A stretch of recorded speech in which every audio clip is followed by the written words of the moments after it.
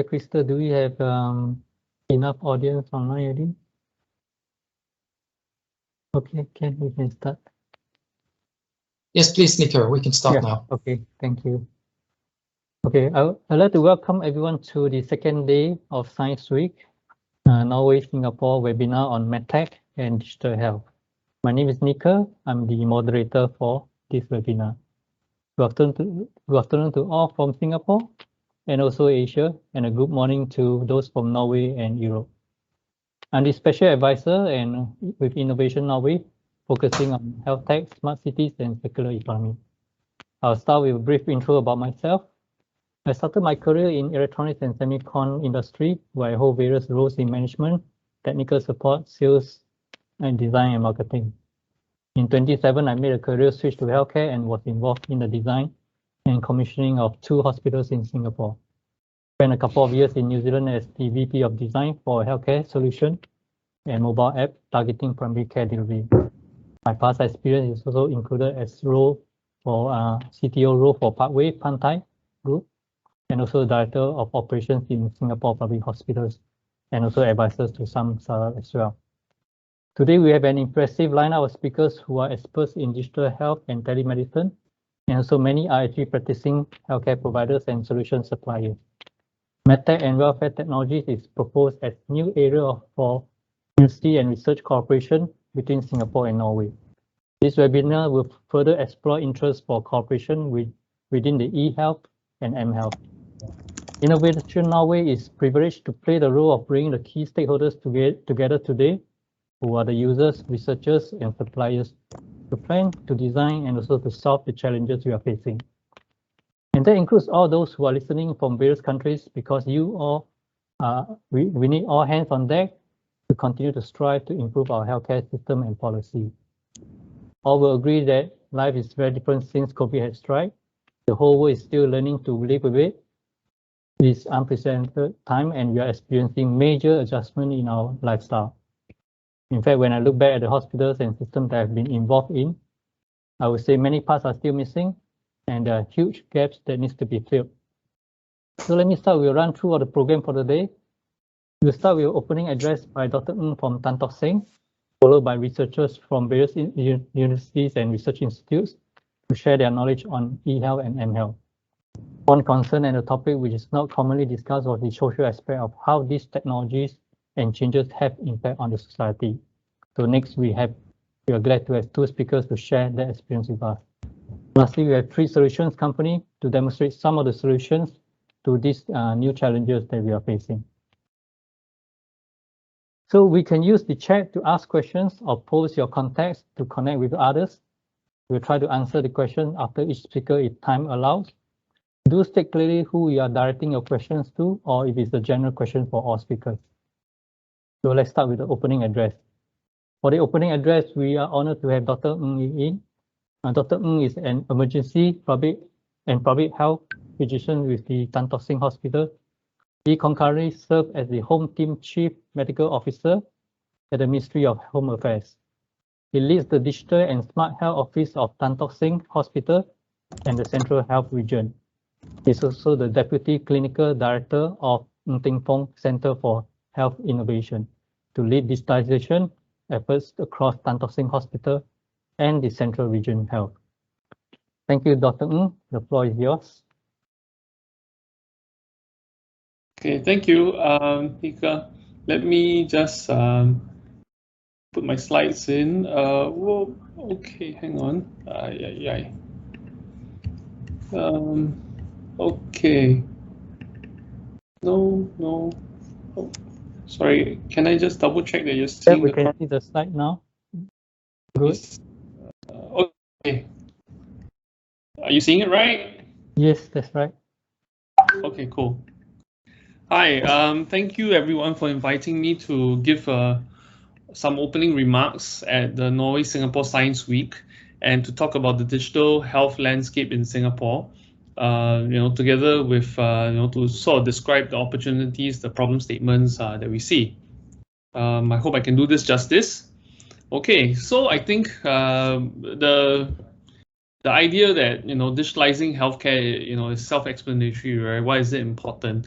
really that when we look at it, healthcare systems today, right, are starting to see even more complexity than in the previous years. Healthcare cost is rising, and of course, aging population adds to that complexity because patients now no longer come with one problem; they come with 3 to 5 problems. The good thing about technology is that it helps us, especially digital technology, it allows us to scale very cost effectively when done right. Yeah, and we've seen this happen in many other industries. However, we recognize that in healthcare, right, digitalization and digital transformation has been a little bit slow in coming. Yeah, but with COVID-19, it's actually been a blessing from that perspective that it's actually changed a lot of behaviors in terms of what we believe was possible in terms of things like telemedicine. The way we look at the risk versus the reward, right, of doing remote care has changed very significantly when COVID-19 became a factor. And of course, we are starting to see a greater adoption of all these digital technologies with cloud services, IoTs, right? Where previously people were more reluctant to do it. They would prefer face-to-face visits in a clinic. So I think there are, of course, going forward, we also see a lot of other things that are being adopted, right? In Singapore, there's been a huge shift, right? We started to use things like contact tracing apps, using a lot more technology involved in healthcare to rapidly curtail the spread of COVID-19. So some of these ideas have led to better data flow, across the healthcare system, whether it's at dormitories, whether it's at nursing homes, at the clinics and the hospital. So I think a lot of these things have been accelerated by COVID-19. And of course, on the local front, there's a lot of development. The National Healthcare Group is rolling out a platform. The National University Hospital System also just announced that they are rolling out a platform. We haven't announced ours yet, but it will come out soon. And I think there are a lot of things that are, setting things up in the right way to create the opportunities for digital health. So, in terms of digitalization, right, we really think that it's a fantastic key enabler, and I'm sure you guys are all converts as well. Really what we're looking at in the earlier days of healthcare really is that it's always very production-centric. Because the limiting factor has often been that of producing the medical services. So everything revolves around the facility, right, which is the hospital or the clinic. But I think going forward, this is something that we believe that should happen, that of a person-centric type of care. As the resources, become more virtual, there are a lot of things that can be done without having to revolve around a facility, for example.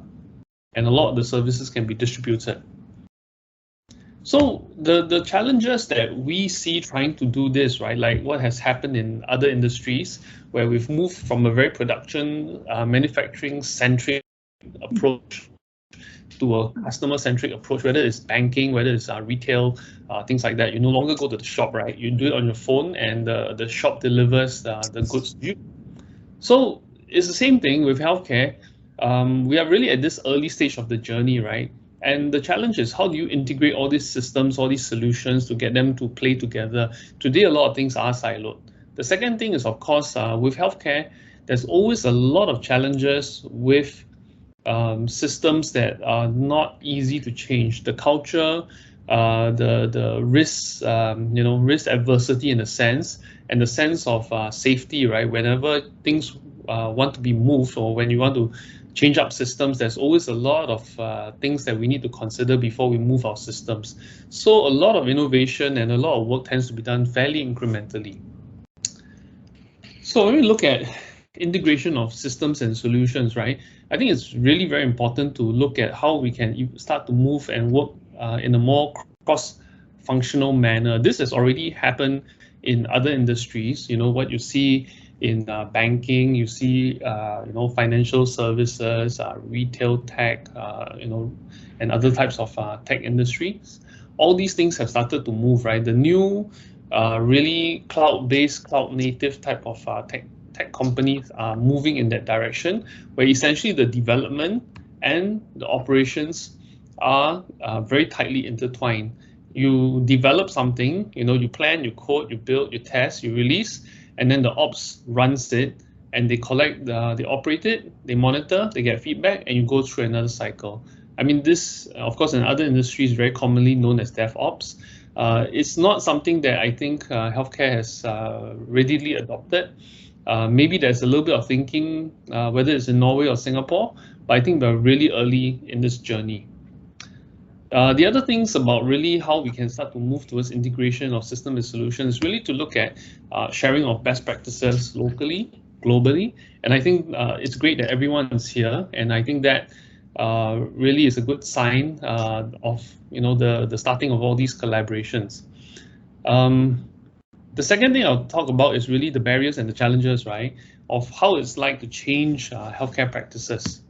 Here's a very short video. I don't know if, well, I hope it runs. A little challenging sometimes. Okay, cool. I think it's running. Some people like to climb mountains. I like to build planes in the air.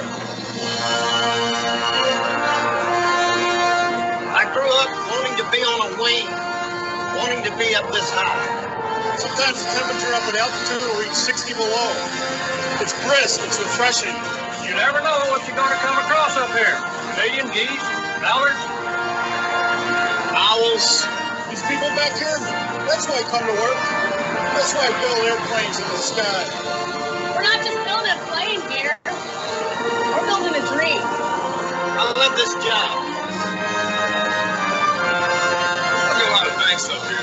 When I look over there and I see that little kid, and I look in his eyes, that's all the things I need.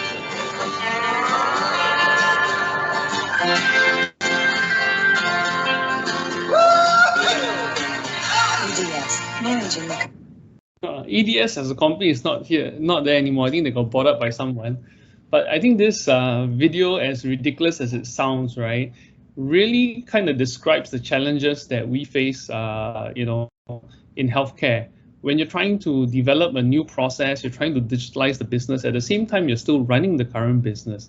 And I think that's one of those huge challenges that we continue to experience, right, in the healthcare industry, where operations is running all the time. You can't afford to have a lapse of service because the lapses can, hurt someone or kill someone. So this type of dual challenge, of course, makes things a little harder. You can't really fail fast, let go of your business, and then start again. So that doesn't really happen in healthcare like it does with a unicorn startup, for example. The other unique challenges I think that we also recognize is that I think in Singapore, unlike some other places, right, we have actually moved into this whole internet separation for healthcare. Some systems have not done that. In fact, I think we may be in the minority in that sense, that a lot of our data is kept behind an intranet, and it's pretty hard to access, and I think the challenge is really how do we eventually move to a point where we are able to better move that data out, from the intranet to the internet. But this really illustrates the whole challenge of cybersecurity as one of the issues, and it's quite a big hindrance to digitalization, because for us, right, I think those of you who have worked with us, and those who are in Singapore would also know that the eHealth cluster had been hacked about 3 years ago, where they exfiltrated about 1.5 million records. And I think recently, a large organization called Fullerton Healthcare, through no fault of their own, one of the companies that they work with, called Agape Contact Center, were hacked. So even though you may have done all the right things, right, the people you work with, if they are not following the same standards, right, the weakest link, unfortunately, is also what may cause your data to be exfiltrated. So really the key challenges, I think, right, when we look at digitalization is that of data, and two, dealing with cybersecurity, right? How do you incorporate security by design, come up with smarter ways to incorporate security so that you can securely join your data, move your data around, make it accessible for the staff, for the users, for the researchers to create the innovation opportunities in your healthcare system. So I think these are the real same couple of things that I always emphasize when I tell people about digital transformation in healthcare. And when we think about it, right, you see all these pieces out there. What do you really see? You know, is this what, when you put it together, what do you see are the possibilities? And I hope that this is what comes to mind. Yeah. And that when you're able to piece all this together, right, it really becomes more important than the sum of its parts.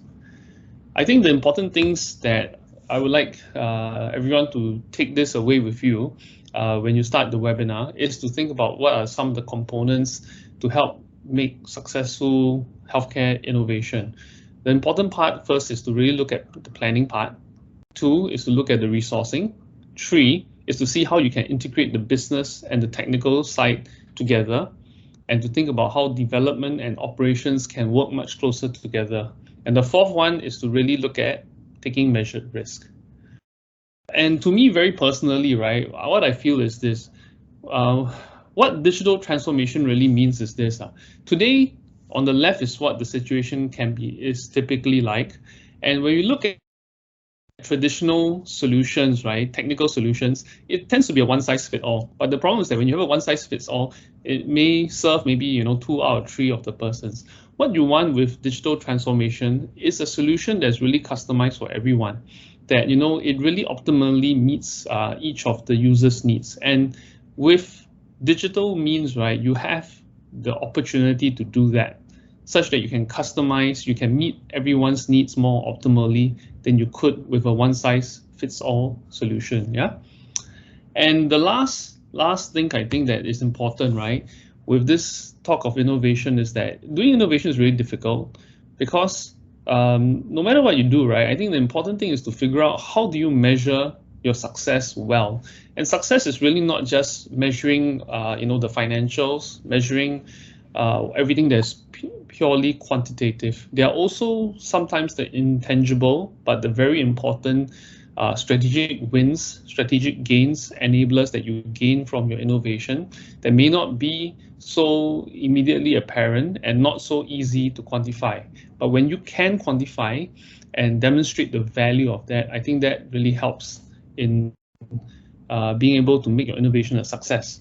So my parting words to everyone as you start your webinar is really to take measured risks, build networks and partnerships as what you're doing today. And the third one is really keep getting feedback and iterate endlessly to continue to build a better product and a better innovation for what you do. Thank you very much for your time. Thank you, Dr. Ng. Thank you. There was a very good summary of the situation that we have in the healthcare industry now, and a lot of words of wisdom and definitely a lot of material for us to think through in detail. Right. I really agree that is the transition from a digitization concept to digitalization, and today I learned that it's actually a digital transformation as well. Thank you very much. Next, we would like to move on to the sharing from a group of researchers on eHealth and mHealth. First, from the National University of Singapore is Professor Dean Ho on the topic of digital medicine research at NUS. Professor Dean Ho is currently Provost Chair Professor, Director of the N1 Institute for Health, Director for the Institute of Digital Medicine, WISDM, and Head of the Department of Biomedical Engineering and member of the Department of Pharmacology at the National University of Singapore. Prof. Ho is a fellow of the US National Academy of Inventors, that is the NAI, the American Institute for Medical and Biological Engineering, and the Royal Society of Chemistry. His discovery have been featured on CNN, The Economist, National Geographic, Forbes, Washington Post, NPR, and other international news outlets. Prof. Ho is also a subgroup lead in the World Health Organization AI for Health Working Group on Regulating AI. Prof. Ho, thank you. The floor is yours. Thanks very much for having me today. Just wanted to double check if my slides are visible and I'm audible. Yes, everything's Great. good. Thanks very much for the kind invitation. It's great to be here with everybody today. Today, I'm going to just give a very brief overview of some of the work that we are doing at the N1 Institute for Health Wisdom, or the Institute for Digital Medicine, as well as BME in Pharmacology. I wanted to start things off by talking about the ethos of these teams that we lead. And that's that technology alone cannot transform healthcare. Very aligned with the previous presentation, that it takes a seamlessly integrated team of stakeholders to really bridge ideation with eventual deployment all the way towards, hopefully, adoption. And today I'm going to go over a couple examples of technologies that we're working on in our institutes to hopefully impact the practice of medicine. First slide I'm going to talk about relates to the very first use case I'm going to go over, but certainly relates to the other two. So I'm going to go over 3 total use cases today. And that's rethinking the process of drug development. That's one of the areas that we work on, because we know that the process of developing therapeutics is expensive, it takes a long time. And in the context of combination therapy, which is a cornerstone for infectious diseases, for oncology, it is really the standard. We think about things like artificial intelligence and digital medicine. By and large, most of what we think about pertains to the far left here, which is in discovery. And I wanted to let everybody know that there are a number of important entities and companies around the world, including in Singapore, that are working in this space. When we think about discovery, we think about things like target ID, lead generation and optimization. And we don't actually work in these areas when we think about AI in our team. We actually focus on the far right and the middle here, what's in the green box, which is development and administration. And what's interesting is that when we think about drug development, we often interchangeably use the words development and discovery. But in reality, they are very different aspects of developing therapeutics, right? Development and discovery. And when we think about development, it's actually how we shepherd forward these promising leads, whether novel or repurposed. And it's quite a complex process if you start thinking about drug and dose interaction. When we typically develop combinations, we look at pathways, we pick drugs that address each pathway, we combine them together, we do dose finding, we do dose escalation, and hope that we can get a good combination. But it's far more than that, because drug and dose are so tightly interconnected that even a pool of 12 drugs tried at 10 doses each represents 1 trillion possible combinations. And so we have to use things like AI and digital to truly optimize how we develop these combinations. Things like patient matching to trials, even how we dose these drugs. These are things that we're going to talk about. But one thing I want to mention is that the AI that I'm going to talk about today, we don't use large amounts of data fed into algorithms to make predictions. What we are actually doing is running experiments, whether on cells, preclinically, or even clinically, where we do patient calibration to drive an optimization process that was discovered via neural networks. All right, and so how do we do our optimization? We have this saying in our team, and that we are all parabolas, right? Which is optimization through small data. And so these are actually patient studies here. This is a liver transplant patient, which I'll talk about. These are HIV patients, where we were actually able to acquire dose and drug calibration on these patients under clinical trials and truly optimize how we dose these patients. But before we get into the clinical uses of our work, I wanted to spend a little bit of time going over 3 use cases first. And so the first use case I'm going to talk about here is COVID-19, given the relevance. And so about a year and a half ago, our team embarked on a technology platform known as Identify. And with Identify, it's actually a very nicely integrated process of working with clinicians to select therapeutics. And then what we do is we characterize each drug that are clinically actionable. And then we run an optimization function here after we run real experiments on the live virus with a wonderful collaborator. And then after we do this, we actually get a ranked list of clinically actionable combinations from best all the way to worst in terms of preventing infection. And earlier on, I showed a slide that said drug sensitivity and drug optimization are two very different things. So when I talk about how we run these studies, we're not talking about looking at drug sensitivity. Hey, you know, drug A is pretty good, maybe we should try it in clinic, because many of these drug sensitivity assays don't correlate well with clinical outcome. But what we are doing is actually interrogating the full drug and dose space to ensure that we are optimizing these combinations.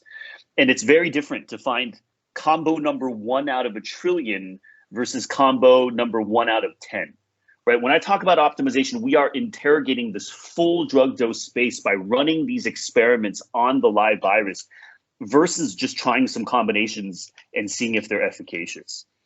And so from this study, we came up with a number of combinations, and it was interesting because what we found was among all of these top combinations, there was one drug that was showing up all the time, and it was molnupiravir, right? And if we look at some of the recent news, you know, molnupiravir is about to be evaluated for an emergency use authorization, and what's interesting too is Merck or MSD recently mentioned that they would make this pill available at very low cost to many of the countries in the world, right? So accessibility is always considered. But we found from these studies, and again, this is not a drug prediction study. We're not running modeling exercises. We're not predicting drug interactions.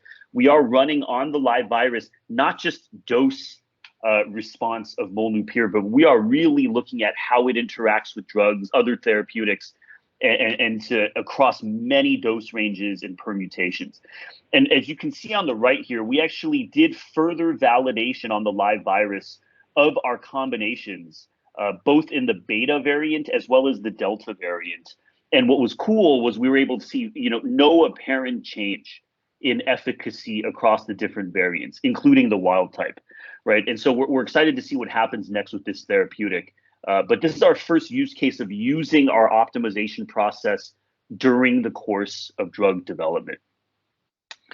Next up is an actual clinical use case. And so what happens after we know what drugs we will give to the patients?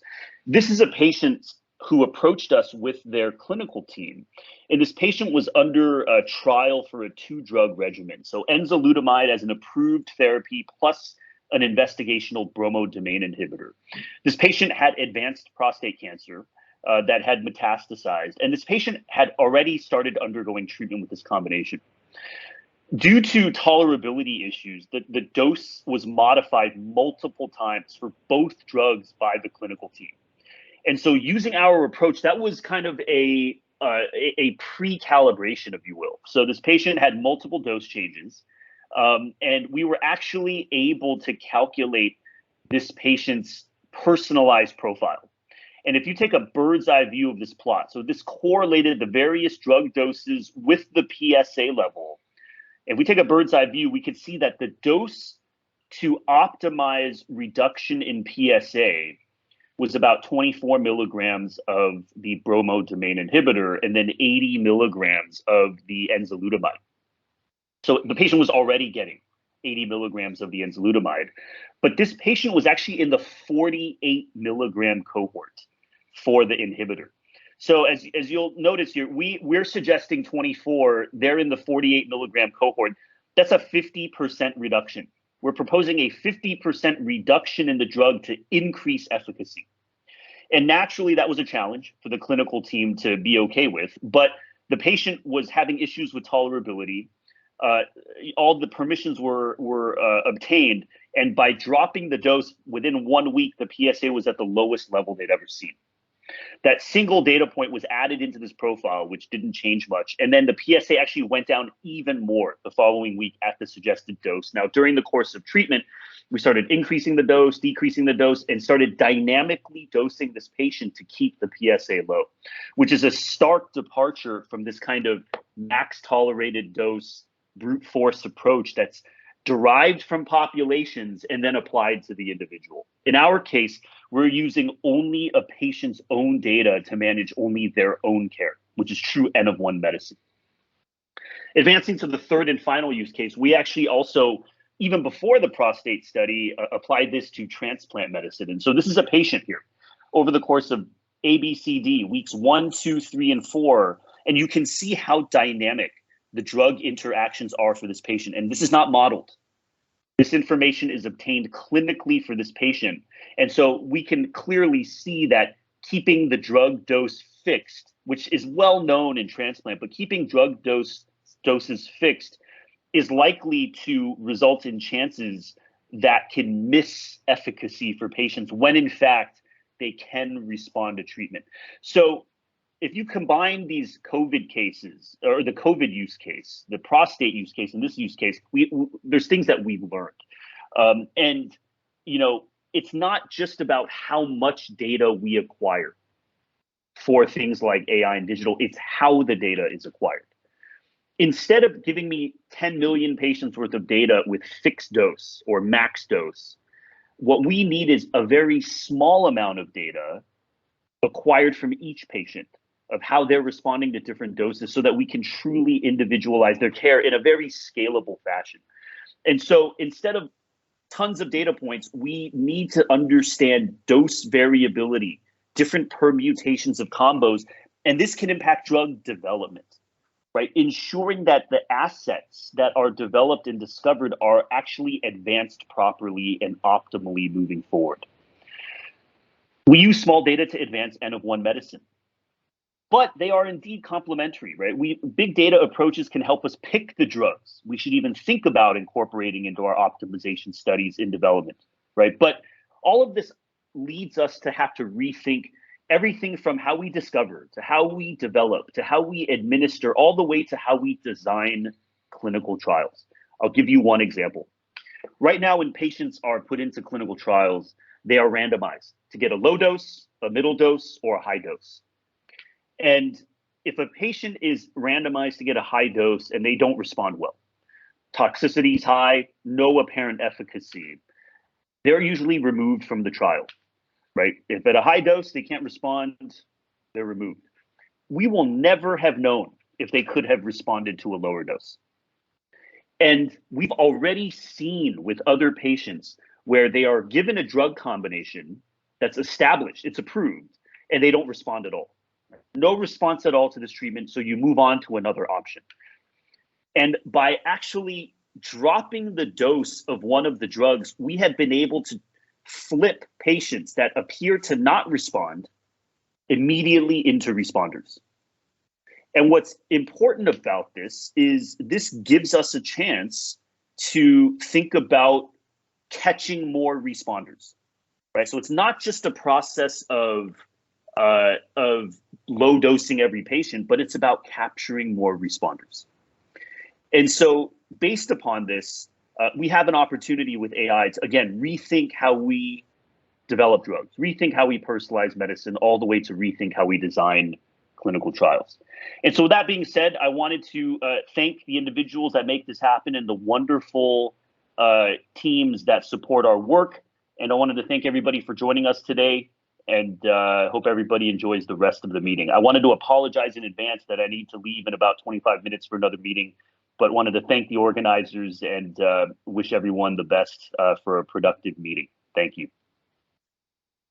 Thank you, Prof. Dean. No worries. For those who have questions for Prof, you can put it on the chat. If we can't catch him later, we can always come back to you on the answer. You can follow up with him. Very, very interesting indeed. In fact, we are only on the second speaker, and I find there's so much information out there. Small data. I thought there's only big data, but actually there's also such thing as small data, and also all the things about drug sensitivity and optimization and transplant medicine. Very interestingly, I think it definitely gives us a very good insight on what the researchers are looking for. Me as an engineer, sometimes I just keep collecting the data, but not really understanding the use, how the data are being used actually. Yeah, thank you. So next in line, we have Dr. Liu from A-Star on the topic of AI-powered innovation for digital health. Dr. Liu is the Deputy Director, Computing and Intelligence Department at the Institute of High Performance Computing, IHPC, at A*STAR, Singapore. He also holds a position as Adjunct Assistant Professor at Duke NUS Medical School, NUS, and Adjunct Principal Investigator at Singapore Eye Research Institute, SIRI. He's also the Chair of IEEE Singapore, Man and Cybernetics Society, Singapore Chapter. His research area include multimodal machine learning, medical imaging analysis, especially AI for healthcare. He's currently working as program lead AI for a large research program in the area of AI for digital ophthalmology. Dr. Liu, the floor is yours.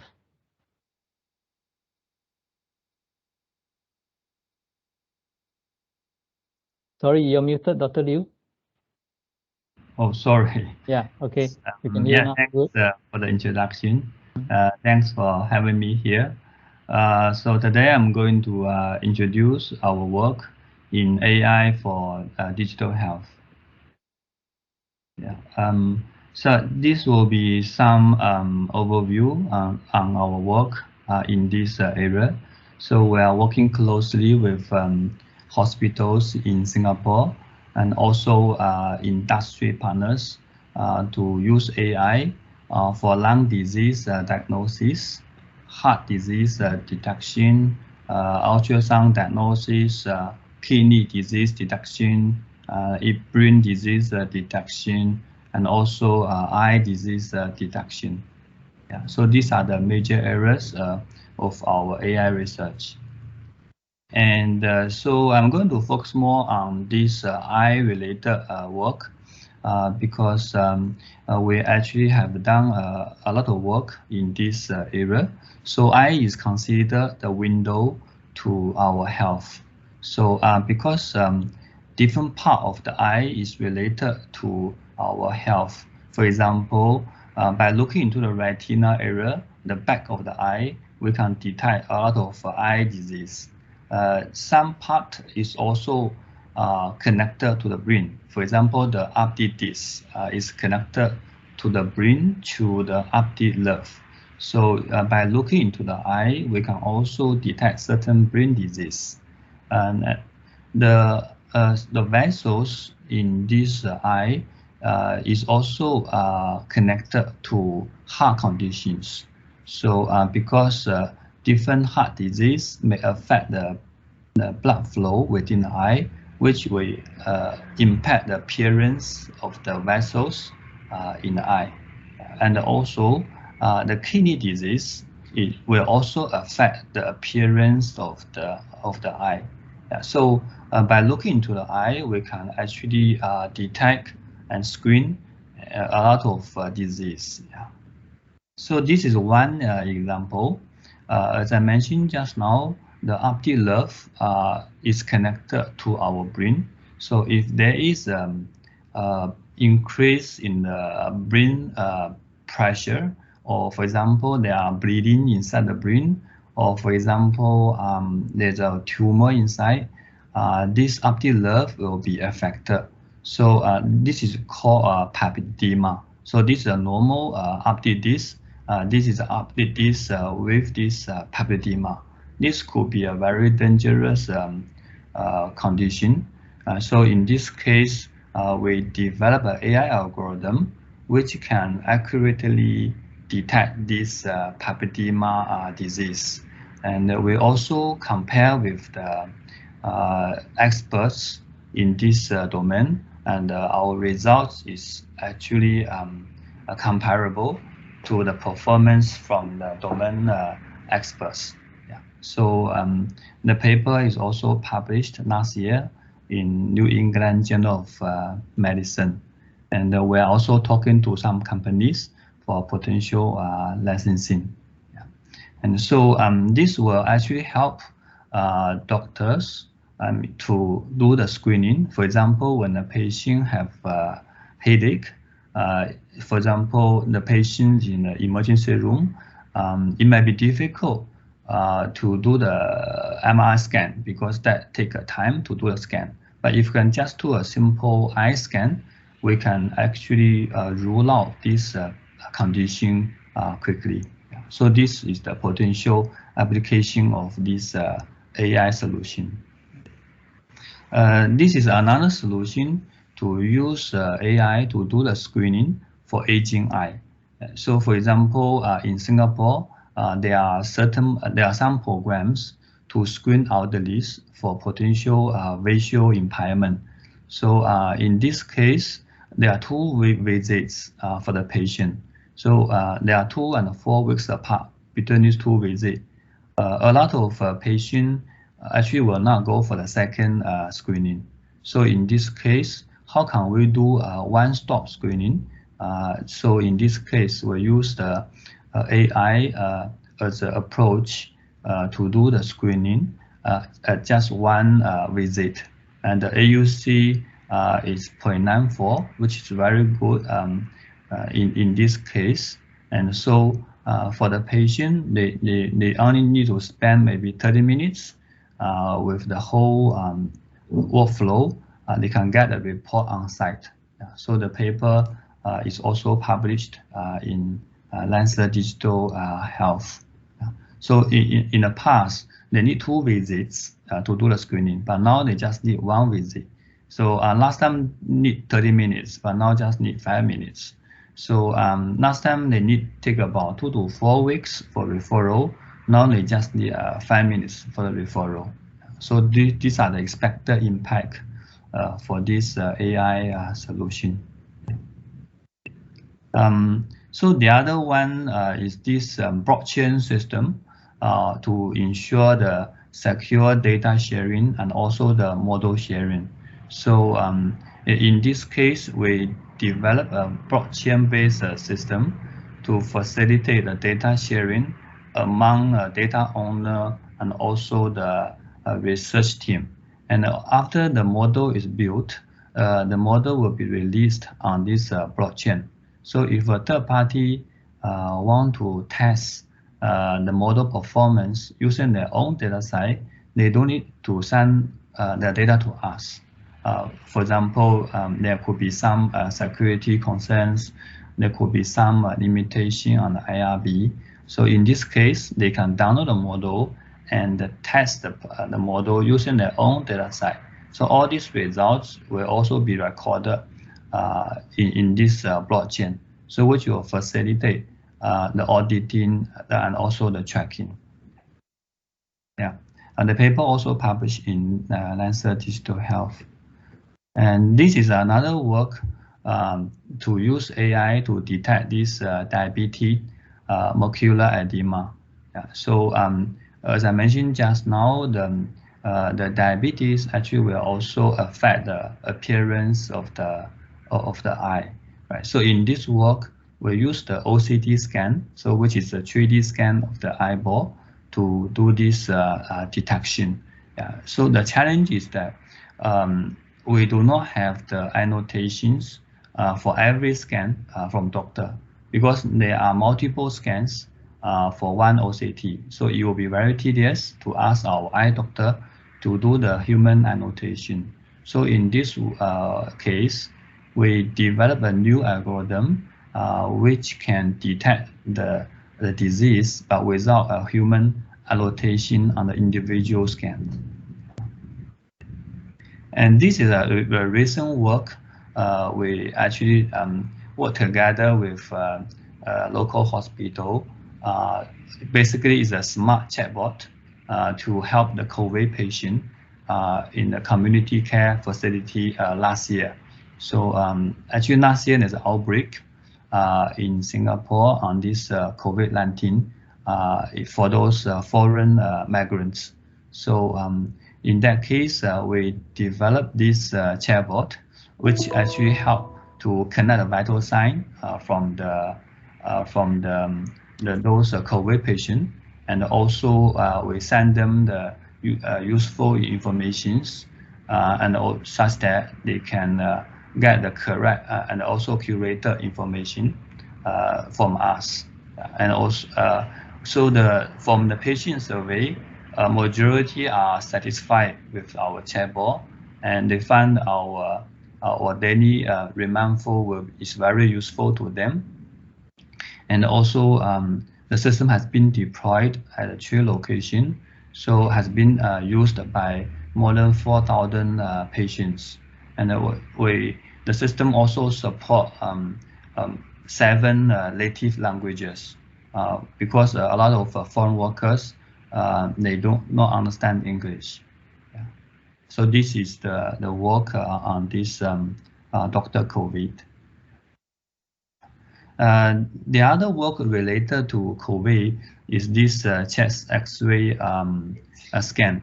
So similarly, there is an increasing workload for our radiologists to working at this National Center for Infectious Disease. So they need to screen a large amount of chest X-ray, which increase the turnaround time. So in this case, we develop an AI system which can quickly screen those X-ray images, and those positive case will be put at the head of the queue, such that they can be checked again by the radiologist first. So after we deploy the system at the Tan Dong Seng Hospital, we managed to improve the turnaround time, and also we reduce the false positive by 30%. And the system is also able to detect the COVID pneumonia versus the long COVID pneumonia with very high AUC. Yeah. So this is one work for COVID.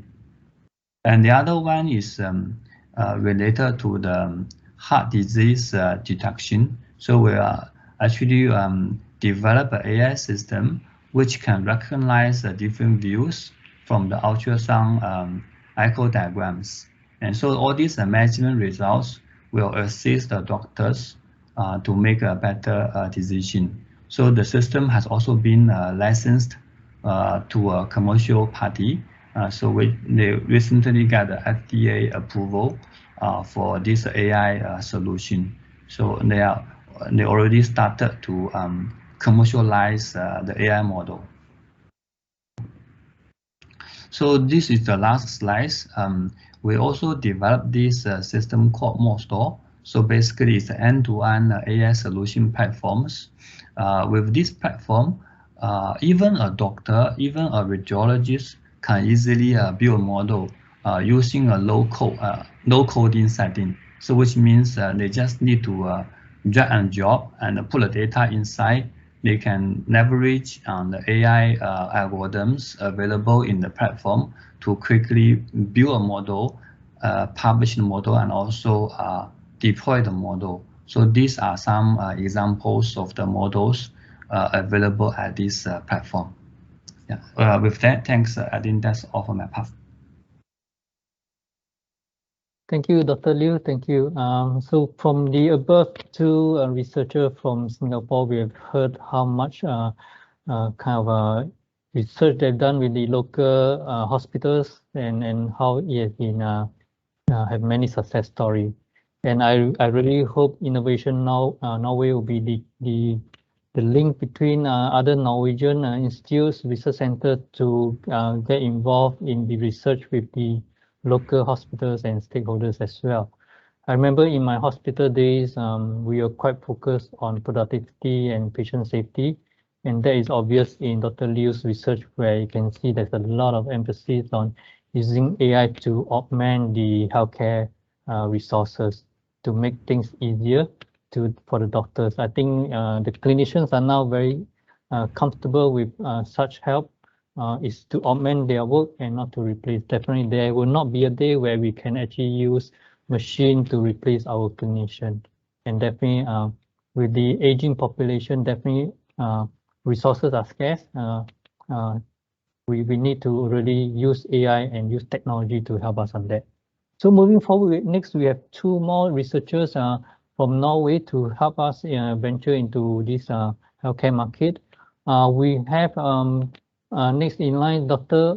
Gunnar from University of Tromsø on the topic of medical data mining and data analytics. Dr. Gunnar Havisen is the professor at the Department of Computer Science, University of Tromsø, the Arctic University of Norway. and the head of the Health Informatics and Health Technology Group. From 2018, he has been the adjunct professor at the Department of Health and Nursing Science, the Faculty of Health and Sports Science at the University of Agder, Norway. Dr. Harvinson was in 2016 and 17 the adjunct professor at the Norwegian Center for eHealth Research, University Hospital of North Norway.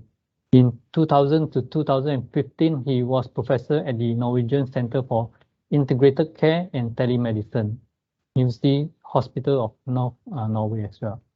He holds a Master of Science and a PhD degree in Computer Science, AI from the UIT. His research includes various aspects of telemedicine and medical informatics, including self-help system for people with diabetics, motivational mechanism in eHealth, electronic disease surveillance, early detection of health changes through an mHealth application for people with intellectual disability. Thank you, Dr. Gunnar. Thank you for the introduction and thank you for inviting me to this seminar. So I will start with sharing my screen so that everybody can see my slide. Yes, okay, so you can see my slide now.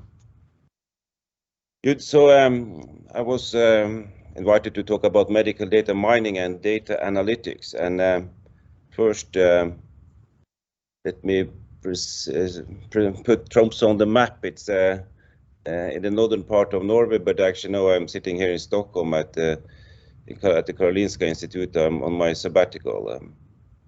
So the research area that we do in my group is that we are, the last 20 years, we have worked with mobile terminals and systems for personalized health, and it has been mostly for people with type 1 and type 2 diabetes. We are talking about self-management, self-help, self-monitoring technology, health intelligence, electronic disease surveillance, and this has also been related to diabetes. I will come back to that. Also, another activity that is increasingly more important for us is large-scale sensor-based monitoring of health data and also small data, digital dust, which we also believe will play an important role in the future of our healthcare system.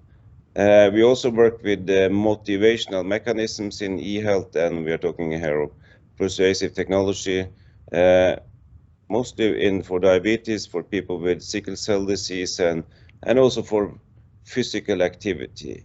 And at last, the last is increased physical activity for people with intellectual disabilities through different kinds of mHealth tools and gamification tools. Okay, but I want also to introduce you to some of the other things that we are doing in Tromsø. For us, one of the important studies, and also in Norway, is the Tromsø study. It's a population study where that started in 1974, and this is another picture. This is you can see pictures from the Tromsø city, and it's since 1974, 45,000 persons have participated in one or more of the 7 surveys, and it's taking part every 5-6 years, and people show up. All people above 40 has been invited to show, and most of them show up and contribute, give blood samples, answer a lot of questions, and also take part in specific examinations and studies. And another thing that has been important has been what we have done in telemedicine. For many years, we had the largest telemedicine center in the world located in Tromsø, and this is Dr. Steinar Pedersen, who was the founder of that center and the director for many years. And this is also showing the thinking that we have in Tromsø. We see that it's a picture of the hospital at 30 years ago, but it says on this banner, closing, going to the World Wide Web. And 25, 30 years ago, there were not many people that believed that this was going to be true, but we see now that it has actually happened quite many places. And one of the key elements here to have this development is, of course, that we are managed to monitor the patients remotely and monitor also and gather a lot of information, healthcare data from the patient, so that we can be sure that we can take care of any potential threats as an earliest point of view. Yeah, you can find this activity that we did in a book that can be downloaded. It's even in Russian. And what we are working on in my group and also together with many other departments at the university, especially the Department of Community Medicine, is to look what can we do with the future population studies. We want to expand them also to record a lot of data from the participants, of those who volunteer to have their data recorded. And we are talking about both small data and big data in this sense, so that we can both follow the population quite closely and detect changes in their health, and by this also maybe manage to start a treatment or a process so that to avoid serious complications and serious illness, but also for future studies. Maybe you can go back in 20, 30 years time, you can go back and look at all the data that we have about that person that now has developed a rare condition.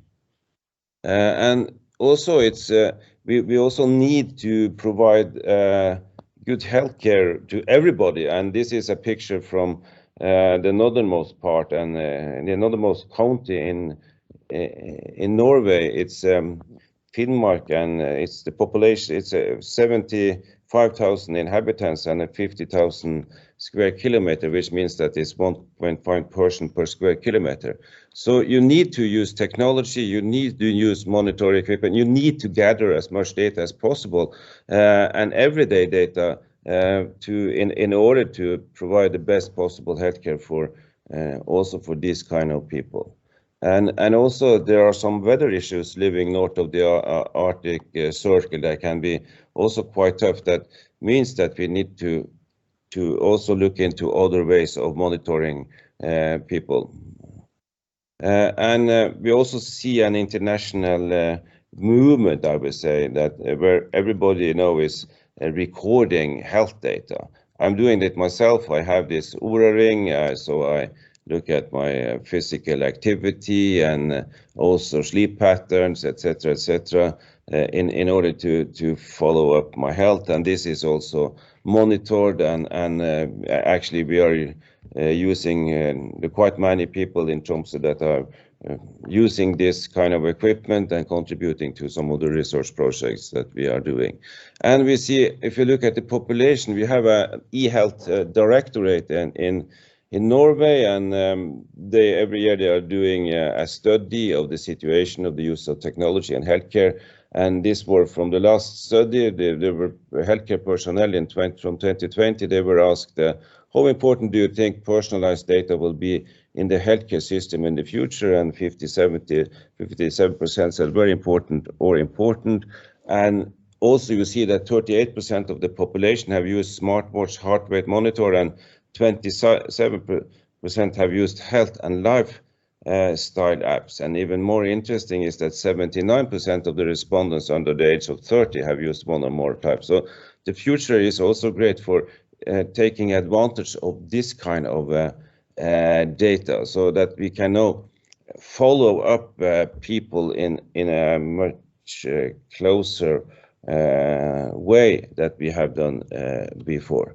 As I said, I'm working mostly with diabetes, but also some other thing, and this is technology and things that we have developed over the years, and what you see here, everything has been tested and developed together with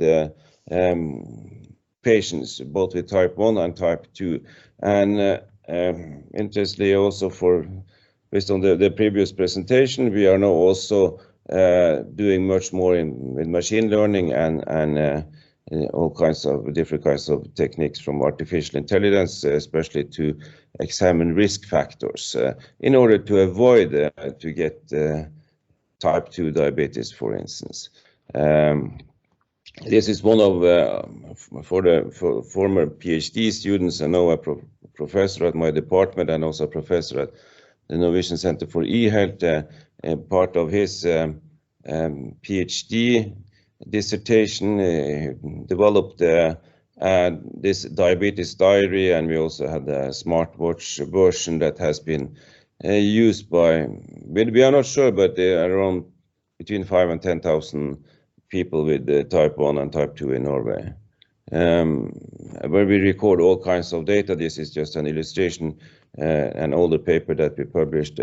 But we record insulin, physical activity, of course, blood glucose, and also carbohydrate. And this is interesting also for one of the projects we have been working on together with people at Columbia University and Johns Hopkins. And that is to detect the spread of contagious diseases before people that are infected know that they are infected. For one of the things that we have played with is to see if we can see something from the data that people with type 1 measures continuously. And this is the blood glucose from one person with type 1. You see this is in 9,000 hours, so this is and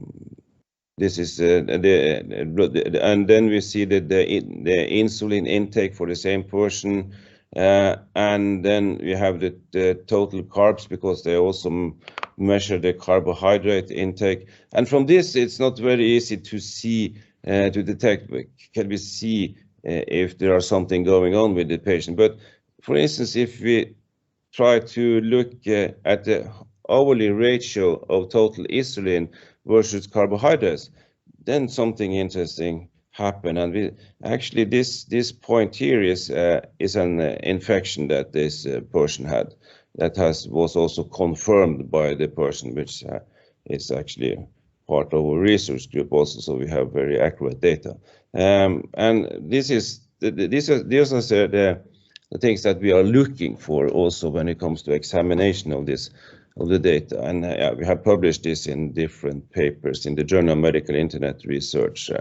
And I will stop with talking about a new project that we are working with. That's called Svarifa. This is a EU-funded project. It's a Horizon 2020 project, and it's about watching the risk factors and using AI and the prevention of chronic is to prevent chronic conditions. So what we aim to define is personalized early risk prediction models that will be used to support individual preventive measures as well as early intervention. So we are a group of researchers, or so many group of researchers spread from the Canary Islands to the northern part of Norway, that are now defining a lot of risk factors, and where we are going to use in order to build models, and then an app that can be used by individuals in order to try to identify risks, and then try to avoid risk. So yeah, let me skip this because I want to mention another thing also that is important for us, and this is we also are working with continuous monitoring and automatic detection of health changes in a large cohort. As I mentioned, we have an infrastructure already. We have used it in some of our clinical studies, but we are now expanding this to use digital twins, and also we are trying to get to record digital dust and look into what can we use this in order also to detect health changes. And we are planning a new study in preoperative, intramural, and postoperative digital communication with patients where we are also looking into it. I say planning, we have already started this project, but this is about now to scale up. Okay, I will stop with this and because I think my time is out now. It's okay. No worries, no worries. Yeah, thanks for managing the time and very interesting. Yeah, so I can see that that we have moved quite far in terms of collecting data. I do see that you have the Aura ring, which is very impressive. Me as an electronic engineer was very impressed when I saw that product as well. Such a small device and you can fit it into the size of a ring and be able to do continuous monitoring. In fact, I do see that maybe in the near future, we will move into disposable sensors, right? Because especially when COVID came around, that was the first thing that came to my mind, especially working in a hospital where infection control is kind of top in our mind. And you know, patients nowadays still use the same sensors and we pass it around, and that poses a risk to the patient. And you could develop in future into disposable kind of sensor, that will be really ideal. And I just dream that one day I can go to the pharmacy and buy a box of plasters which are of different kind of sensors for different purpose. Thank you, Professor Gunnar. Next, we have Professor Balpreet Singh from he'll be talking on the topic of advances in nanotechnology for medical sensoring. Professor Balpreet Singh is working at the Department of Physics and Technology, UIT, the Arctic University of Norway. He's also affiliated as visiting scientist at the Department of Clinical Sciences, Intervention and Technology, the Karolinska Institute of Sweden. Previously, he has been visiting scientist professor at the Center of Biophenotycs of Science and Technology, the University of California, Davis, and at the Optoelectronics Research Center, University of Southern. He leads the Optical Nanoscopy Research Group, which is driven by curiosity to image the nanoscale biological system by constantly pushing the frontiers in advanced microscopy.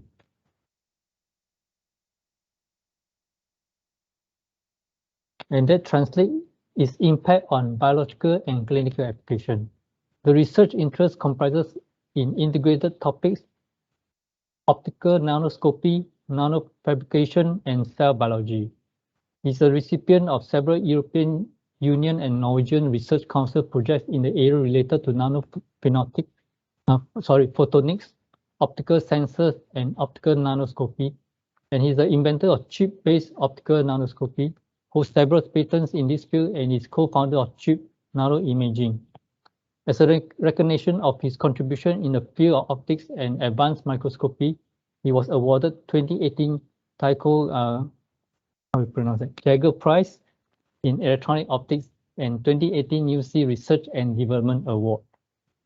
Professor Balpreet, the floor is yours. Thank you for a nice introduction, and good day to everyone, which part of the world you are. And I would like to thank the organizer and also Innovation Norway for hosting me for this talk. It's interesting connection I have with Singapore because I lived in Singapore for 5 years and I did my PhD in Singapore from NTNU in the field of photonics before I moved to Europe, specifically in Norway. So I'll try to share my screen. Please let me know if you can see my screen. Yes, you can go into slide mode. Lovely. And my colleague, Professor Gunnar, has already perhaps hooked many of you to come to visit Tromsø by showing the fantastic image of Tromsø Island. And that's how I also hooked up in Tromsø from last 15 years. The topic of my talk today is the advance in nanotechnology. I will be mostly focusing on nanophotonics And I'm a user of AI, but I am not a developer of AI tools myself. I collaborate closely with the Department of Computer Sciences and Technology, where Prof. Gunnar is working in a group of Associate Professor Dilip Prasad. So all the AI tools that are shown or will be discussed in this presentation are from his group. We ourselves are pushing the frontiers on nanophotonics with an aim of applying into diagnostics and onto medical science and life sciences. So I will briefly talk about photonics and nanophotonics and why this is one of the key enabling technologies also by European Union. One of the 6 key enabling technologies is photonics. And that's because the global impact of photonics and its product and service has been phenomenal. The last decades was definitely belong to electronics, but this century moving forward will belong to photonics and its services. Back in 2000, a few years back, the global impact of photonics was already $500 billion US. And every sectors from health, from communication to the entertainment, economy and environment, photonics and its products are finding increased usage. Photons, or the science of light, is interesting. It has high energy, it can be non-invasive, it can travel extremely fast, it can have a high momentum, it can penetrate deeper depending upon which wavelength you use, and it can be highly specific and highly sensitive. All these features of light make it imperative in the modern day society. For example, just to give you an example of how fast the light travels, we know light travels very fast, but if we put that into prospect, and if we try to deliver a message by walking, we can perhaps walk a 1.5 meter per second. For example, the Air Express can go 250 meters per second, or SpaceX can, going at a speed of escape velocity, can travel 10 kilometers per second, while a single photon inside the optical fiber can travel the Earth 5 times in a single second. And that's the impact of photons and the lights. And the reason why we can have these Teams meetings sitting in the Arctic and very close to the equator in real time is because of the internet, supported by optical fibers working on the principle of photonics. And I did my education from photonics in Singapore, and I moved around in the US and UK and Norway, thinking to make an impact in life sciences. And after receiving some prestigious EU grants, ERC starting grant, I established my group in 2013 at UIT in the field of nanoscopy, hoping to make a similar impact in the field of life sciences. And what is this optical nanoscopy? Optical nanoscopy is simply a super resolved optical microscopes which enables you to see the features down to sub 20 nanometer. It can allow you to, for example, resolve and to see single SARS-CoV virus.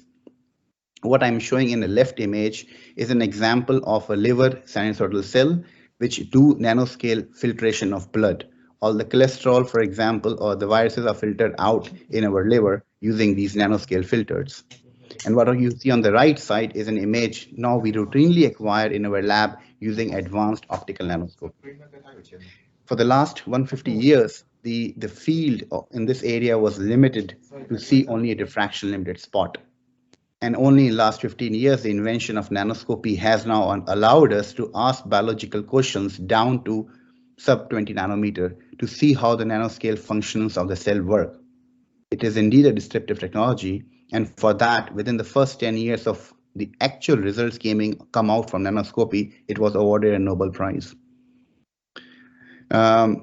Obviously, electron microscope image, which you see here, is the gold standard. It can allow you to take extraordinary images, but an electron microscope only give you a snapshot of any event. You have to prepare the cell, fix the cell, bring into electron microscope, and you can acquire one image. While optical nanoscopy, relying on the principles of fluorescence-based method, can give you the snapshots, can give you the real-time movie. For example, the image or movie shown in this video are acquired in our group, actually shown that the real-time dynamics of liver fenestration or the nanoholes. Such kinds of questions are not possible to ask if you're using electron microscope. And this is where it all started, where we were thinking to make an impact in this field of optical nanoscopy. But there was one problem. there was a problem of a technological resolution and cost gap between optical microscopes and electron microscopy. If I draw an example of some of our colleagues have been showing, especially in OCT or different kind of image analysis, in present-day diagnostics in the hospitals are based on optical microscopes. For example, in histopathology, where the pathologist will, or even the computers, for example, using the AI tools, need to image a very, very large areas to pick the areas of tumor. The field of view or the area of images are very long, but the resolution is pretty poor. On the other hand, we have the electron microscope, which can provide you extremely important subcellular information, but then it comes from a very tiny area as shown in the figure. For a pathologist or even for the AI, this could be not a suitable tool if you're imaging a small part of the area of the tissue while the cancer or tumor is in the other part of the cell. And this is precisely how we wanted to make an impact. We have tools which have extraordinary resolution, but very poor throughput. That means it images very small areas. On the other hand, we have tools which can image very high areas and doesn't really have the resolution. Now we have an optical nanoscopy, which lies somewhere in between, which can have a resolution quite comparable to electron microscopy and can have field of view quite comparable to optical microscopy. But still we are off with a factor of 100 times. And this is why I started this research activities back in few years, 10 years back, to push these limits and address this problem. Can we actually enable optical nanoscopy to make a large part of optical microscopes, bridging the gap of electron microscopes? That's kind of the vision which I started my group. Our idea was pretty simple. Present scenario, we use advanced, very complex optical microscopes. Each of them typically cost €1 million. What hasn't changed from last 300 years is simple glass slide. People will prepare their cells, their tissues on a simple glass slide, and they will bring it to a complex microscope, which brings the laser beam shaping onto this glass slide. We wanted to change that. We propose that we can use a standard optical microscope, which is simply an objective lens, a magnifying lens, and a camera, and bring all the laser beam onto the sample stage directly using a photonic chip. These photonic chip will be of having a small circuits of optical fibers or like optical waveguides, which will bring the required illumination directly at the sample stage. And in doing so, we can reduce the cost, and we can change the different nanoscopy solution by changing the photonic chip.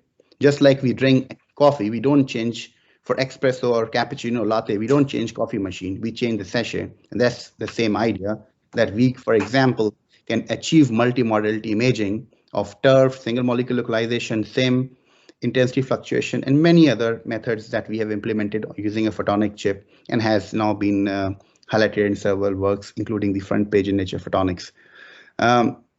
What is our main contribution in this field, or what is the main difference, is that in conventional approaches, they use, or for many hundred years, we have used optical objective lenses to send the laser light and to collect the laser light from the sample stage. This has an inherent problem because both the light paths are coupled. Your illumination and collection light paths are coupled. While what we are proposing here is to decouple the illumination light path and have optical collection light path given by a standard microscope. So people who have some experience in the field of electronic circuits can understand that photonic circuits can do a complex and most efficient job when you bring it on the chip. Once your light is coupled inside the photonic chip, you are limited by your imagination. So different kinds of complex light beam patterns can be generated on demand on chip, and that even in a few millimeters scale. For example, what I'm showing in the center image is a 3-beam interference pattern, which can be made very efficiently using a photonic chip only at a footprint of 5 or 10 millimeters square. Furthermore, we could bring entire light illumination using a fiber pigtailing to the photonic chip. And that what I'm holding in my hand will actually is deliver all illumination pattern and the chip design to a field which is only few centimeter by few centimeter square. And this chip can then be retrofitted with the common day microscopes to convert into advanced superposition microscopy. And this is what we started to propose. We proposed several fields. We had several patents, including the spin-off, which is now commercializing this invention. And we are now looking out for several biological application. Our main advantage was that if we buy the conventional microscopes or nanoscopes, the field of view or the area that you can image is limited by typically 50 by 50 micrometer. So if you want to investigate this super resolution method on a pathology, you would have to scan an area for perhaps 100 times, and then you will have a field of view of half by half millimeter square. While in our approach, the field of view is 100 times larger, because our illumination is defined by the photonic chip, is not defined by the objective lens. So we can illuminate very large areas and have parallel acquisition. And that's where we can have 100 times larger field of view. We can do 100 times higher throughput, and thereby enabling the option of bringing advanced superposition microscopy to pathology or to diagnostics, where high throughput is a holy grail.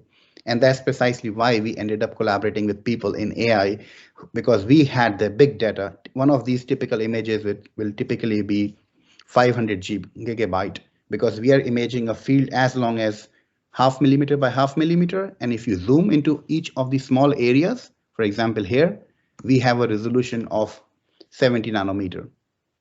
That means our pixel size or our Nyquist rate is around 30 nanometer. So it's a very dense information that our single image will carry. And we have moved on from that. We have collaborated with a lot of different universities, hospitals. We are collaborating with Karolinska Hospital and own hospital, for example, in preeclampsia tissues, placenta tissues from women, where we are trying to see if there is any correlation of microvilli disruption of a healthy and women who have preeclampsia. We are collaborating with a fantastic collaboration with radium hospitals, where we are trying to investigate whether we can have correlated cancer tissues or other lung cancer tissues to investigate what are the features, nanoscale features, which has never been studied because all the scanners doesn't really support that resolution. So now for the very first time, we have the tool which can have nanoscale resolution. So all these tools or the AI has to be retrained to see, are there any patterns down to sub 100 nanometers which we can pick up. Similar with the own, we are working on cardiovascular application with the heart tissues, and there are numerous applications that we are working on the clinical side. We are also interested in life sciences applications, also in the bio applications, and we have been collaborating with different research groups. For example, from Clemens Group in Cambridge, we were looking at Alzheimer's diseases to see what happens and how fast neurons can spread, or the Alzheimer's can spread.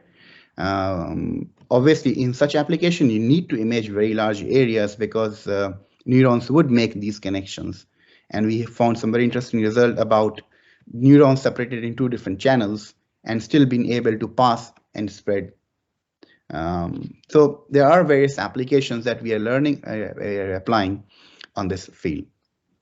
Like many other people, to 2020 last year, we have this SARS-CoV outbreak, and with similar-minded researchers, for example, in Germany with Rainer and Benedict in Jena, we started discussing of how can we make an impact, because we have a solution which can image small structures down to 50 nanometer. So we for sure will be able to see the virus, but these microscopes are pretty expensive. How can we do this to address this problem? So what we did is, I am plotting here a resolution versus cost. Before the Nobel Prize happened in 2014, people had optical microscopes, which cost, for example, 100K euro, but has a resolution of only 200 nanometer. The Nobel Prize pushed the price down, pushed the resolution down to 20 nanometer, but these microscopes cost 1 million. In my ERC project, I decreased the cost by a factor of say 10, and I had a solution which we can make a nanoscope for around 100K US dollar or 100K euro, but that's still not sufficient to install in every biosafety cabinet. And then what we discussed with Rainer and Benedict, that we have to bring the cost to 1K US dollar if we really want to have people investigate and start using our tool to image virus. So we did that. This was a work done by Benedict. Especially our contribution was to provide photonic chip. A fantastic researcher in Germany, believes in open science. We collaborated. We rebuilt the entire microscope, starting with our photonic chip, using the Blu-ray CD devices, and the most important camera was replaced by the mobile phone. So we used mobile phone as a camera, and all of these setup is around 20 by 20 centimeter. And the camera was the costliest component. And we successfully imaged the first image of virus using a mobile phone and our chip technology. This work caught the attention of European Research Council. I was invited as one of the 5 researchers talking about spotlight research in COVID-19 fight against COVID last year. Obviously, we do not foresee that is a route to go forward for life sciences and clinical research. But as we say, desperate time, desperate action. So we had no option but to go take this route and bring science to where it matters. This is last technical slide from my time. I had 15 minutes to talk. So I have now been applying AI a lot with my colleague, Associate Professor Prasad, who leads the Bio AI lab. There are various ways where we can convert the image. The idea is simple, that I or our group can generate fantastic images, and their group can convert the images into knowledge. And is knowledge what we require? For sure, I truly believe that all the AI tools can do a fantastic job on the classification. We have seen some very nice study coming out from that in collaboration. We have been imaging IVF applications on quantitative phase microscopy. We have OCT tomography disease, where several disease parameter was imaged, and then we applied AI tools with All Indian Medical Institute in Sciences in New Delhi. That worked fantastic. Whereas now we have come to a point where there is a dialogue that can AI bring super resolution.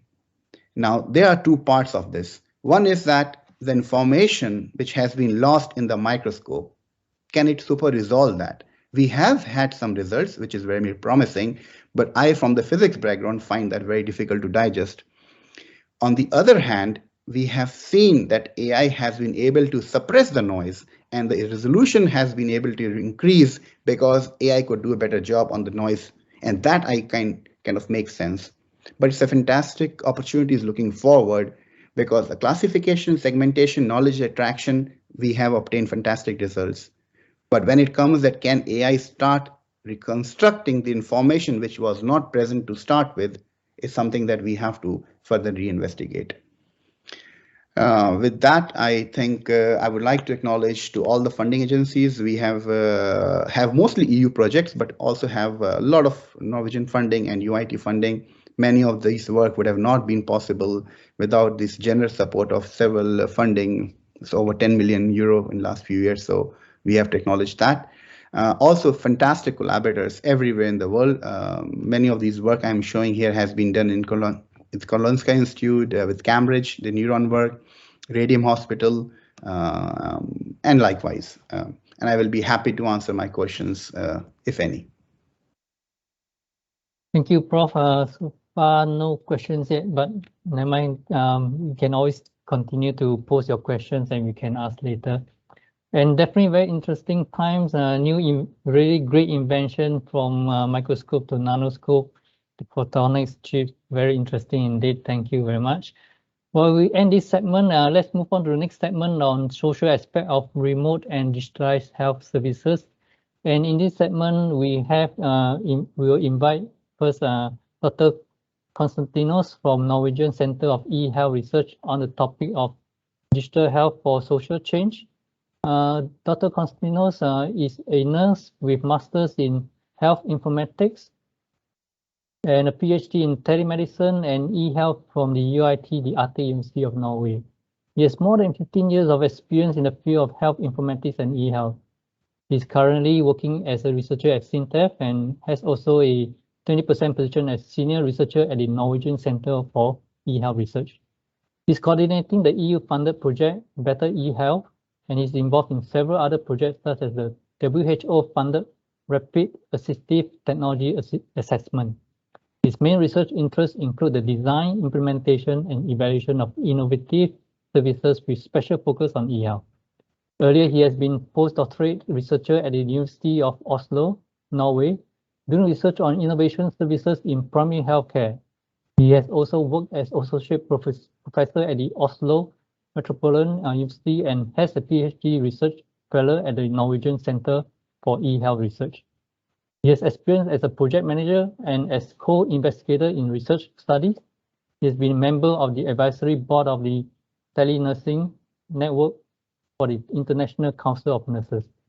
He is the chair of Telenursing Working Group for the International Society for Telemedicine and eHealth. Dr. Konstantinos, the floor is yours. Thank you very much, and thank you for the invitation to present today. I hope you are hearing me well. Yes, I will try to, thank you. And I will also share my presentation. Second. Yes.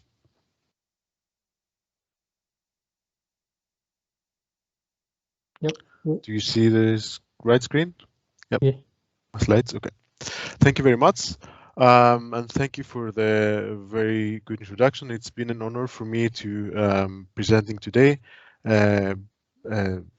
because of the event, but also after those very important professors and researchers we heard earlier. My main position is a researcher at Sintef Digital, and I would like to provide a short introduction. We are an independent, not-for-profit research institute, and we are one of the largest in Norway, and one of the largest independent institutes in Europe. And when it comes to Norway, we are the organization that is attracting the most funding when it comes to EU funding. Our role is to generate new technologies and knowledge together with our clients, to build and operate key research infrastructure. And when it comes to health, we've been also central in the registries, in building registries for health information that Norway is so proud of.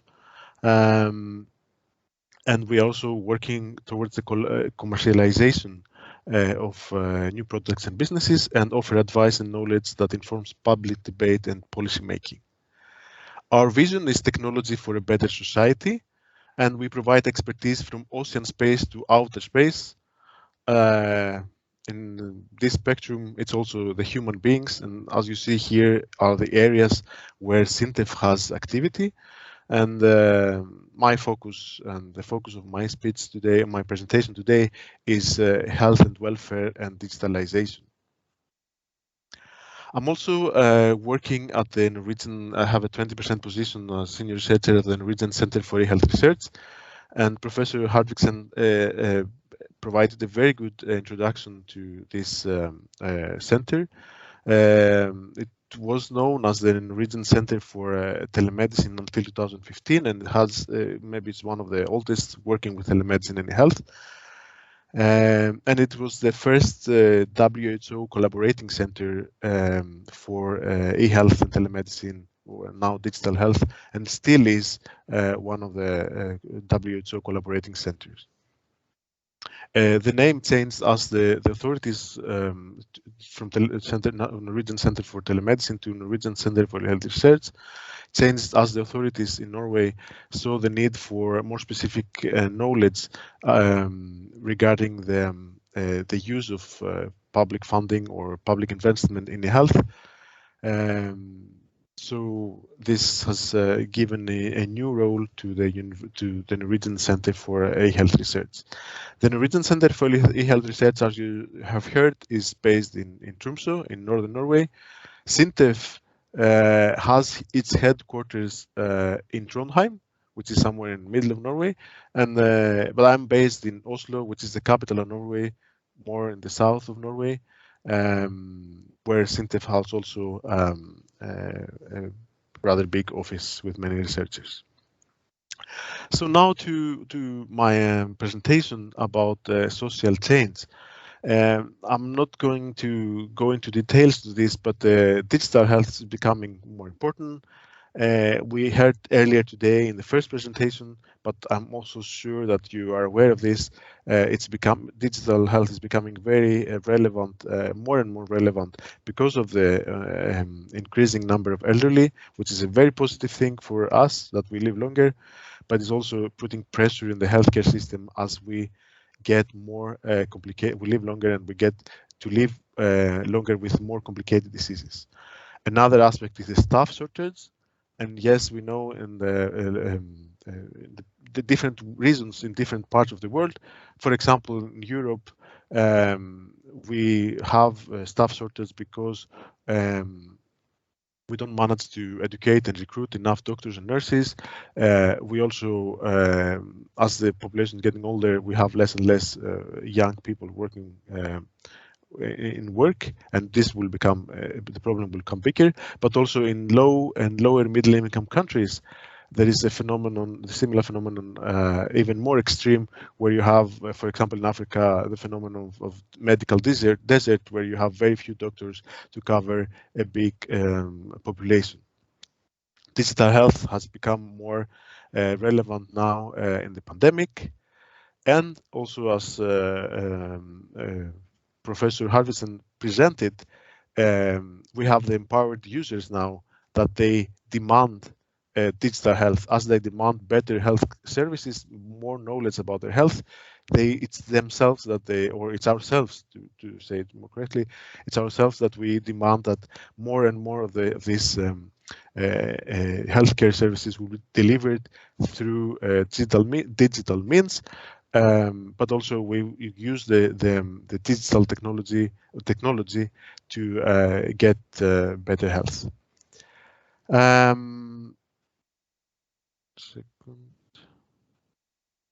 Yes. So digital health is very promising in bringing the social change.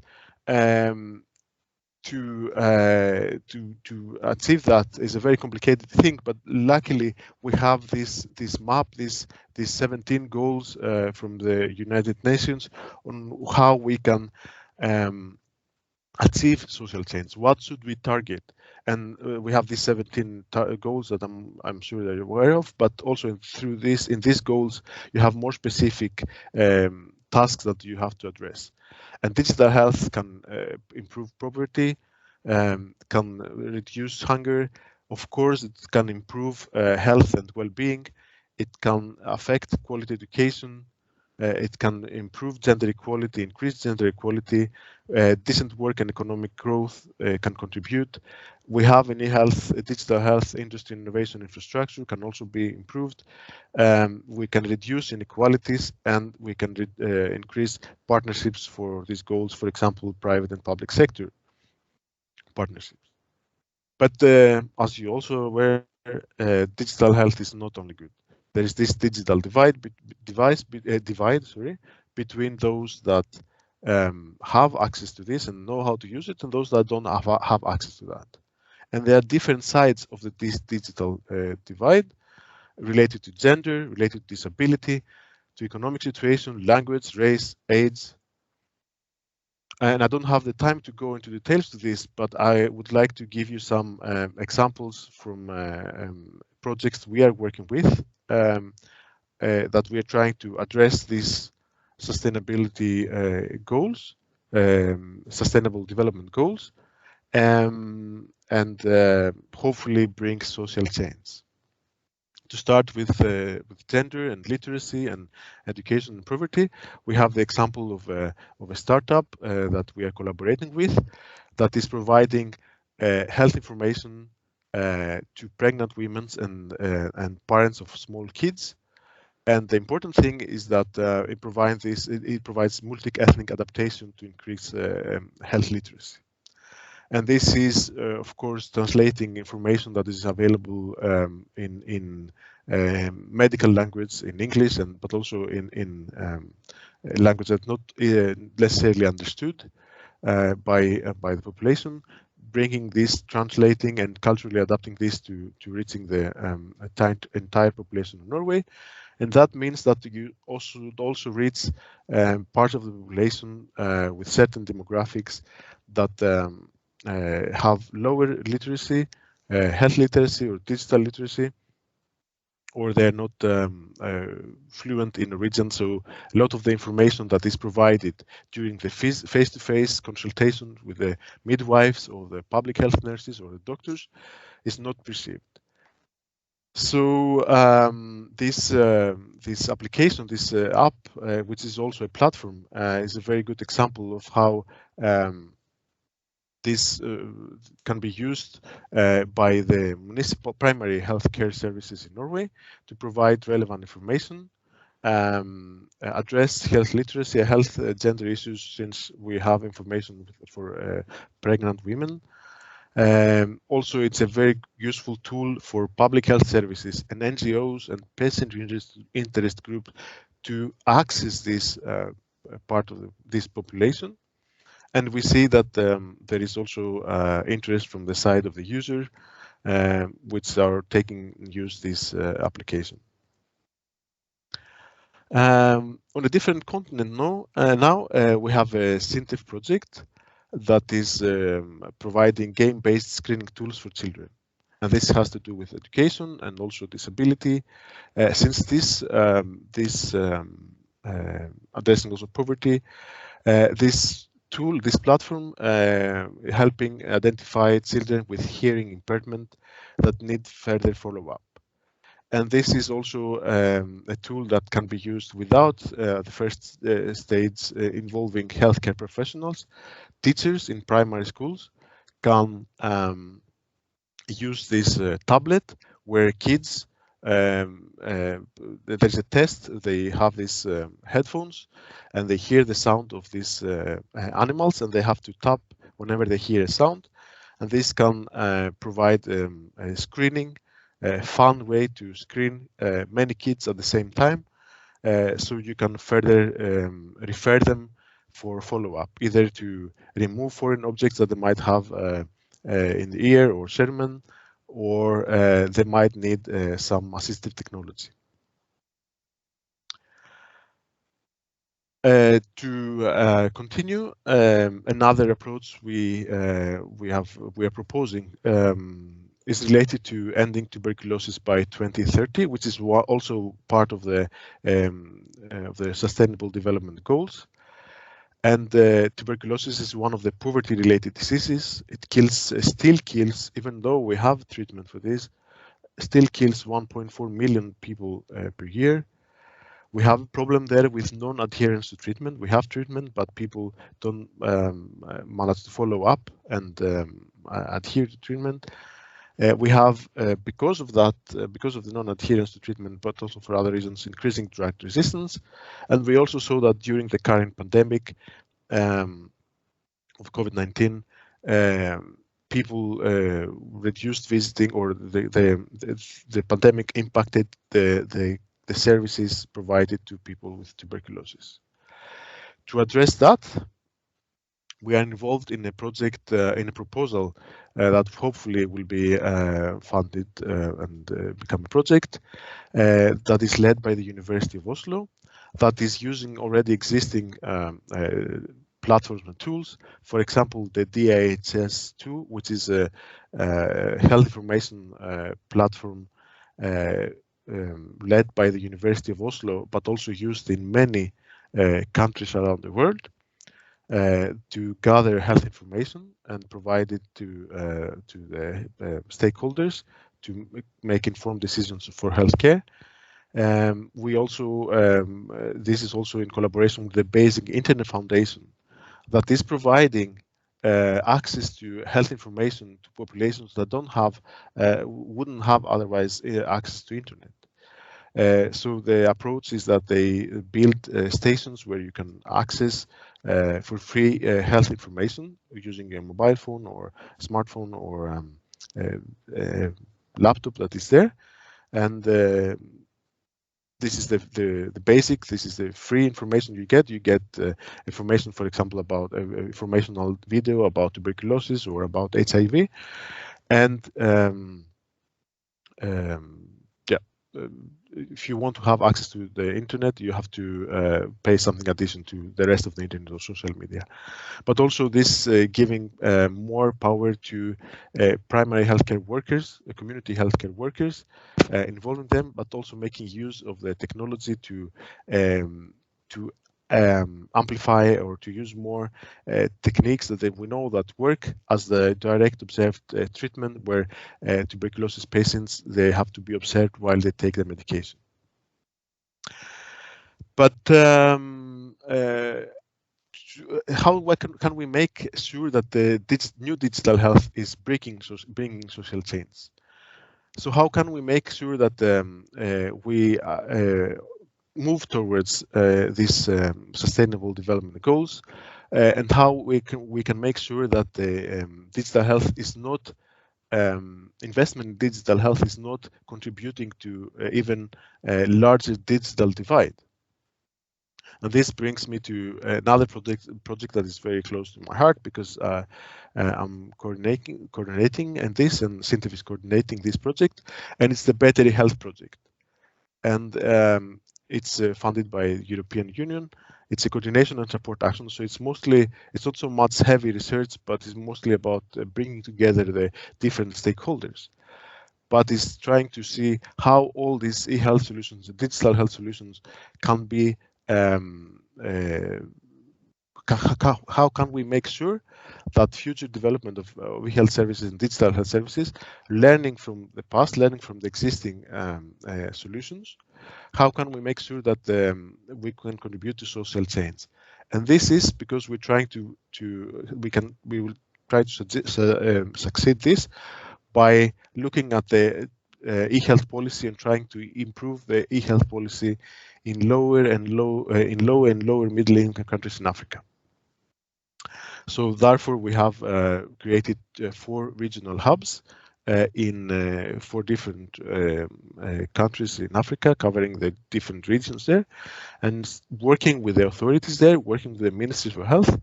We're trying to learn from them, but also use the resources we have to inform their future e-health policy and e-health strategies to be more effective and improve the quality of care and improve the accessibility of healthcare accessibility to healthcare services. So either in Norway, one of the developed countries, or in Africa, in low and lower middle countries, digital health has a big potential to improve, to bring social change, if we are guided by the Sustainable Development Goals. Thank you very much, and I would welcome any questions.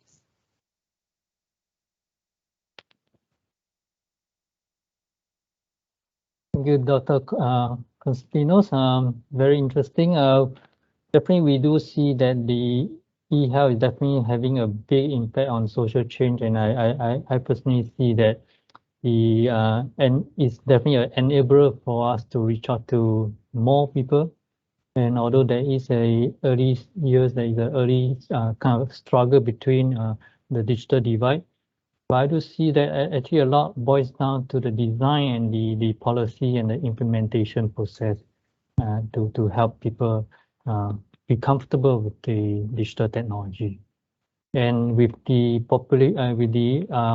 so-called the more highly technical population moving forward, I think things will get easier, and acceptance of e-health will definitely be there. Next, we have Dr. Ravinder Singh to talk about the social aspect of digital health innovation in Singapore. Dr. Ravi is actually a senior consultant family physician at Tan Tock Seng Hospital in Singapore.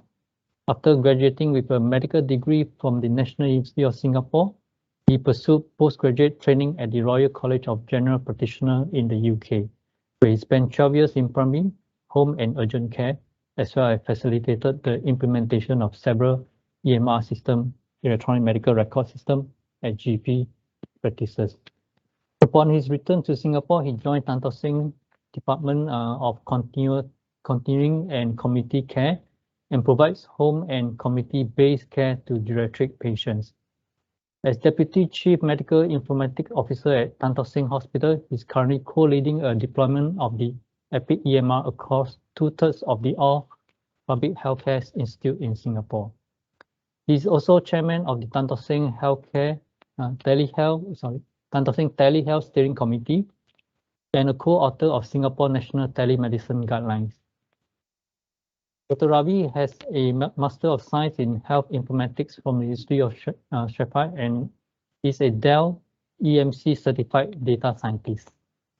He's an adjunct professor at the Lee Kuan Yew School of Medicine, as well as the Yong Lu Ling School of Medicine in Singapore. In addition, he's a member of the Tiger International Task Force representing Singapore. His main areas of interest are in telehealth and the Internet of Healthcare Things, as well as data analytics. Thank you, Dr. Ravi. Thank you. Thank you very much for that introduction. Can I just check that you can see my slides and hear me all right? All good. Lovely. Thank you. It is indeed an honor to be amongst such esteemed colleagues. I think I'm probably one of the least qualified amongst the whole group that's presented before. I don't think that there's very much that I'm going to say that's unfamiliar to most of you out there, and probably because a lot of it's already been touched by the presenters prior to myself. But I'm here to talk about social aspects of digital health innovation, and I'm going to focus mainly on digital health innovation within clinical care, because that's where I tend to do most of my work. Healthcare is indeed a social activity. And digitization, in fact, actually sounds like a very cold endeavor, or almost like the feel of the metallic unibody of a MacBook. You know, it's not something that you associate with warm, fuzzy feelings. But let's see whether there are indeed any ways that we can improve upon that persona. So these are some of the areas that I'm going to touch upon. I guess the agenda doesn't make sense until after the end of the presentation, and I'm sure that you will have access to these slides and you can preview them at your pleasure. I'm currently working at Tan Tock Seng Hospital in Singapore. It's a large multidisciplinary hospital. Lots and lots of patients. We're talking about hundreds of thousands that come in on a regular basis. Our resident population of 1.4 million, and we are probably the largest geriatric hospital within the country. We manage patients with complex care needs, and I guess this slide was just meant to demonstrate that there are many aspects to care. And each of these then need to be viewed from an innovation perspective if we want to be able to increase our reach, as well as to improve our outcomes, as well as experience, patient and provider experience in delivering care to our patients. So what's personalized care? If you ask anyone, the first thing that someone would say is that it basically revolves around touch. It revolves around the face-to-face encounter between an individual and his or her provider. Of course, I had to put myself in this picture to demonstrate that I do some work in the hospital, and this is purely for my boss, so that I don't get demoted. Now, but personalized care actually can be defined in a variety of ways, and I think I'm going to try and touch upon some of these in the subsequent slides. In order for us to digitize the healthcare journey, we need to have some aims, and we are aware of the quadruple aims of healthcare: reducing the total cost of care, improving provider satisfaction, improving the patient experience.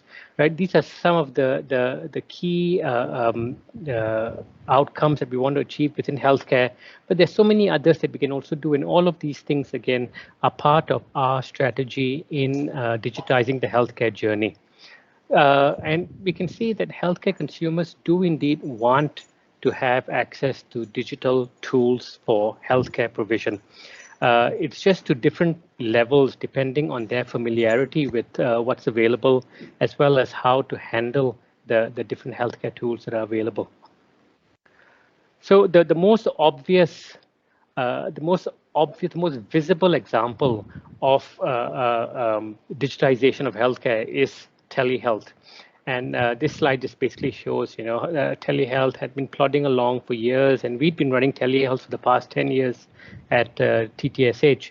But all of a sudden, COVID, has suddenly caused this huge jump, making a lot of people thrilled at being able to bring their technology into the limelight, but of course making many more people unhappy with the fact that the clinical model has changed.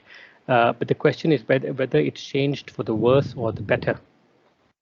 Now, if you ask individuals whether telehealth works, I think many people will say yes, and these are some of the reasons.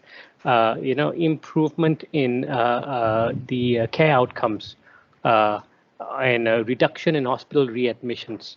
But at the same time, I think none of these indicators actually look at the experience, the patient experience. If you ask them, do they feel as if they've benefited from telehealth, or are they missing out as a result of being involved in virtual encounters? Yeah, so that data isn't always so rosy. So I have a question here. And the question is that someone with a blood pressure of 160/85, is that abnormal? So I guess anyone who thinks it's abnormal, please raise your hands. Virtually, of course, because I can't see you.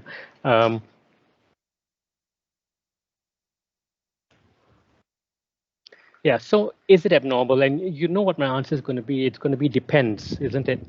It depends on the circumstance. It depends on the age of the patient. It depends on whether they have hypertension as a diagnosis, whether they're on any medication, whether they were recently active, and this was taken during exercise, for example, whether it also depends on their position, were they supine, were they seated, were they standing, etc. So the whole host of factors, and this is where I think there is a limitation to what telemedicine can do.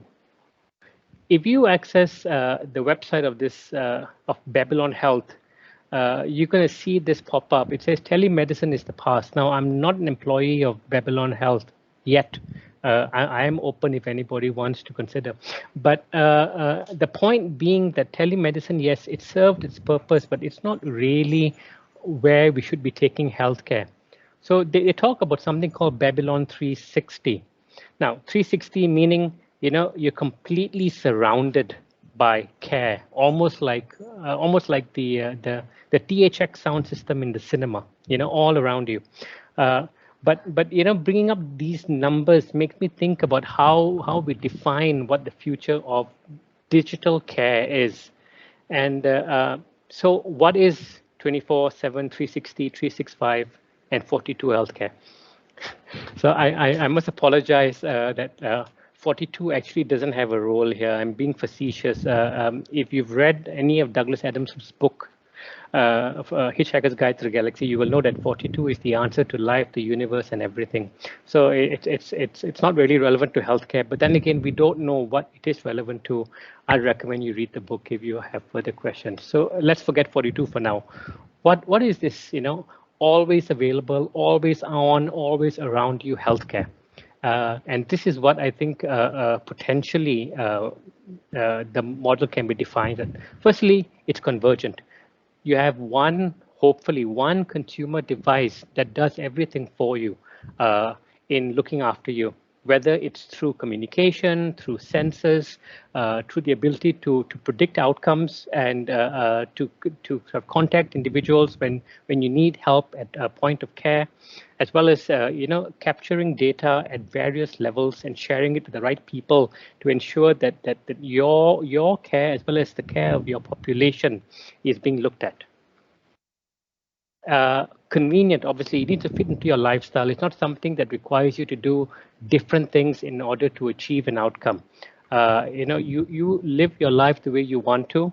We will do all the work at the back end, or the device will do all the work at the back end, and we will get that data eventually. It should be continuous because we already have static data. The patient comes in and sees the clinician maybe 0.1% of his entire existence, and that's the time we take the blood pressure. That's the time we take the blood sugar, and we say, oh, you have hypertension. We're going to treat you for that. But you know what? That is just the tip of the iceberg.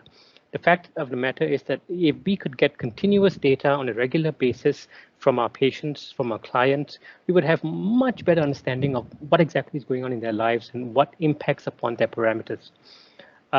Concealed, I guess no one wants to advertise that they've got a chronic disease. You don't want to carry a glucometer around with you. You don't want to have a huge sphygmomanometer to check your blood pressure. What you want is something that discreet, that does the job. Nobody needs to know what it is that you're doing or what you're monitoring. It needs to be contextualized, personalized to every individual. There was a talk previously about n equals to 1. That was one of my favorite phases as well. Population health to me is the summation of n equals to 1 for all individuals, as opposed to looking at them en masse. You look at everyone within a population as an individual, and they have their own needs. And population health is making sure every individual within the population has their needs met using a population health tool. And that's a tricky part, but this is one of the ways to do that. So what kind of solution would actually give us something like this? And not now, but moving forward, perhaps. What I want is this little gadget here, probably the most ubiquitous computer in the world, although somebody could challenge me if they disagree, it's a smartphone.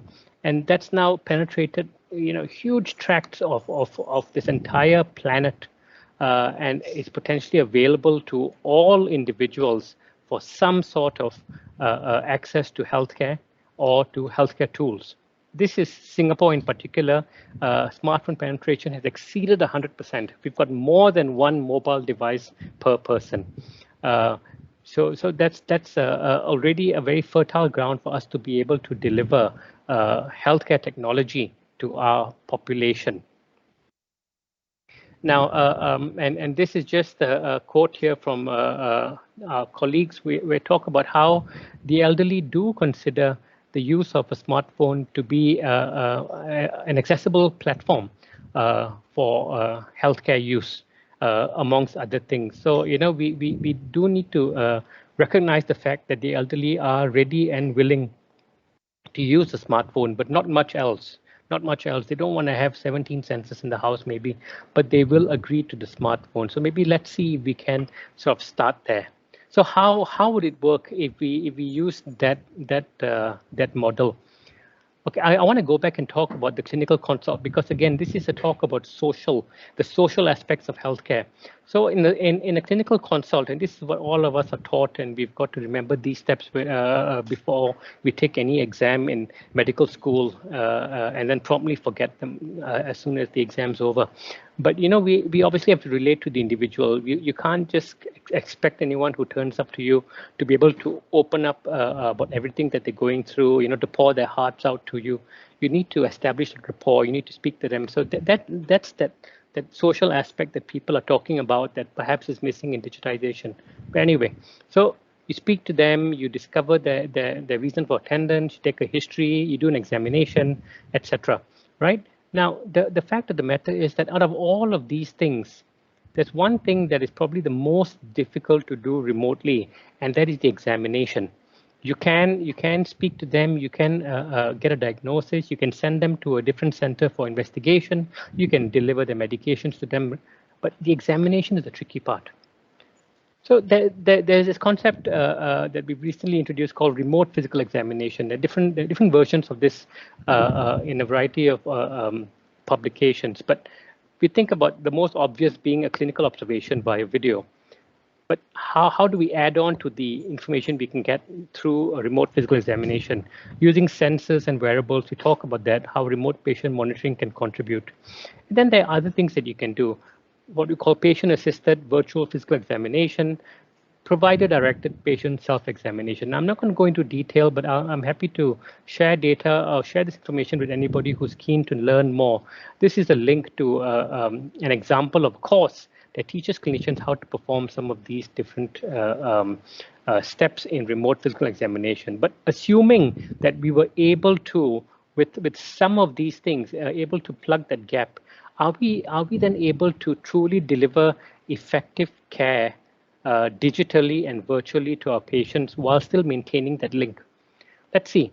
So imagine again, right, purely using a smartphone, and this is a future model, not a current state, but some of these tools exist. So, you know, we're having a video chat with the patient, and we're talking about all sorts of things, comparing pet names, for example. And while that's happening, the camera of his device is already capturing all of these parameters purely using the power of video analytics. Of course, we could add sensors to this and improve upon that, you know, with the smartwatch. But you know, you don't even need to at some point, right? So it's passive. Then we'll say, okay, well, you know, based on your symptoms, I think I need to look at your mouth. And then I might need you to do certain maneuvers so I can check whether or not there are some abnormalities based on the symptoms you talked about. And then I'll say, well, you know what, put your phone over your chest, put it over here, put it over there. Let me listen to your heart. Let me look at your heart trace. And I can see, okay, yeah, there's nothing happening. Of course, we've got AI there helping us in the background. And I'll talk about that in a minute. And then, you know, in future, why can the smartphone not even have a built-in ultrasound sensor? You know, put that over your neck. I can check on both sides and say, oh yeah, you don't have any lymph nodes. This, of course, is the heart, and you're looking at the heart valves here. Imagine being able to do almost an echocardiography and check the patient's heart using only the smartphone. Yeah, I'm not going to talk about a rectal examination. That is something that we still haven't figured out yet to do remotely. But imagine you could do an ultrasound of the prostate if you had the right tools.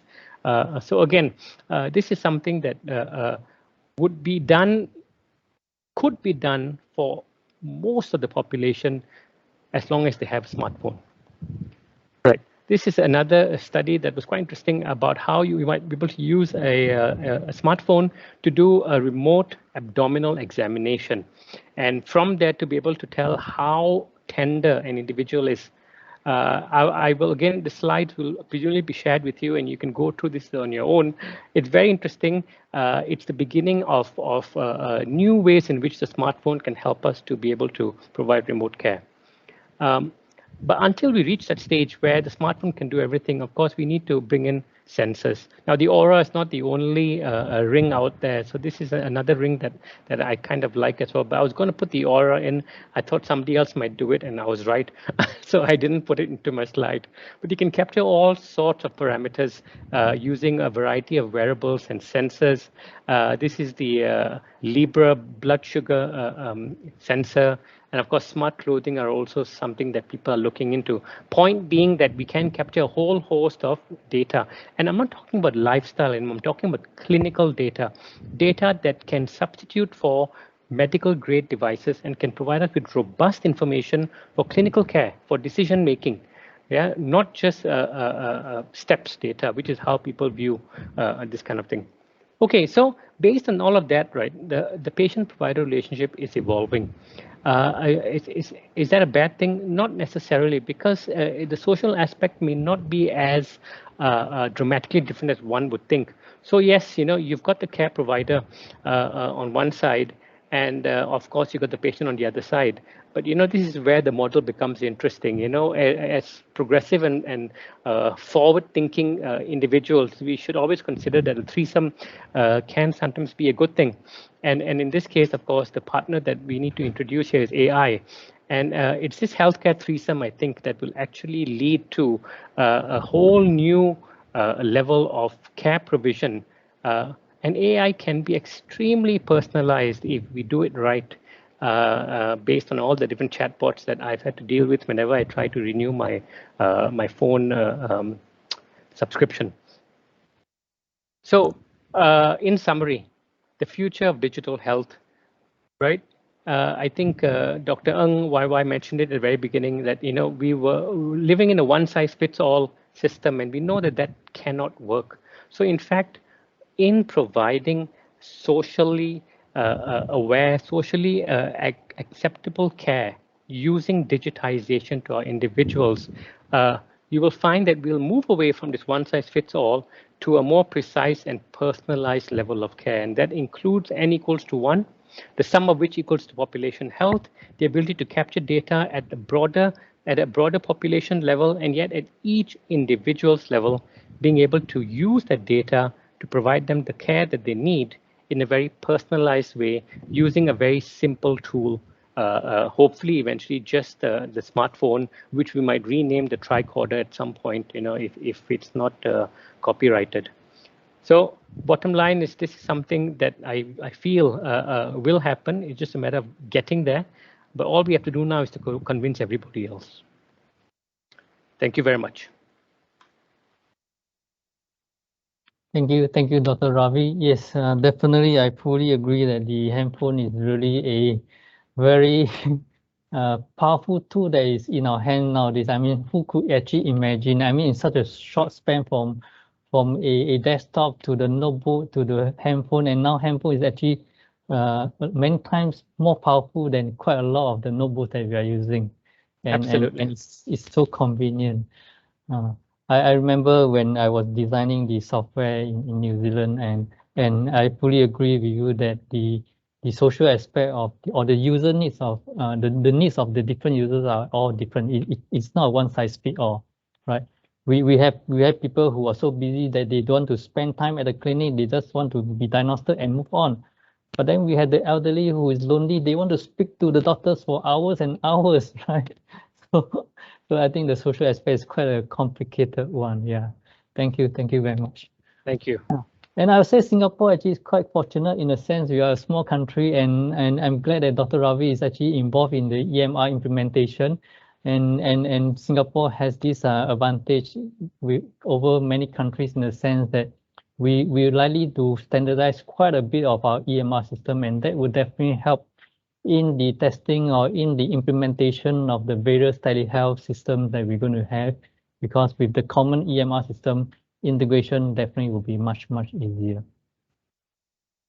Moving on, we have the last segment where we'll introduce innovation solutions or innovative solution for multiple parties. We are happy to have 3 companies today from Norway representing different aspect of the innovative solutions.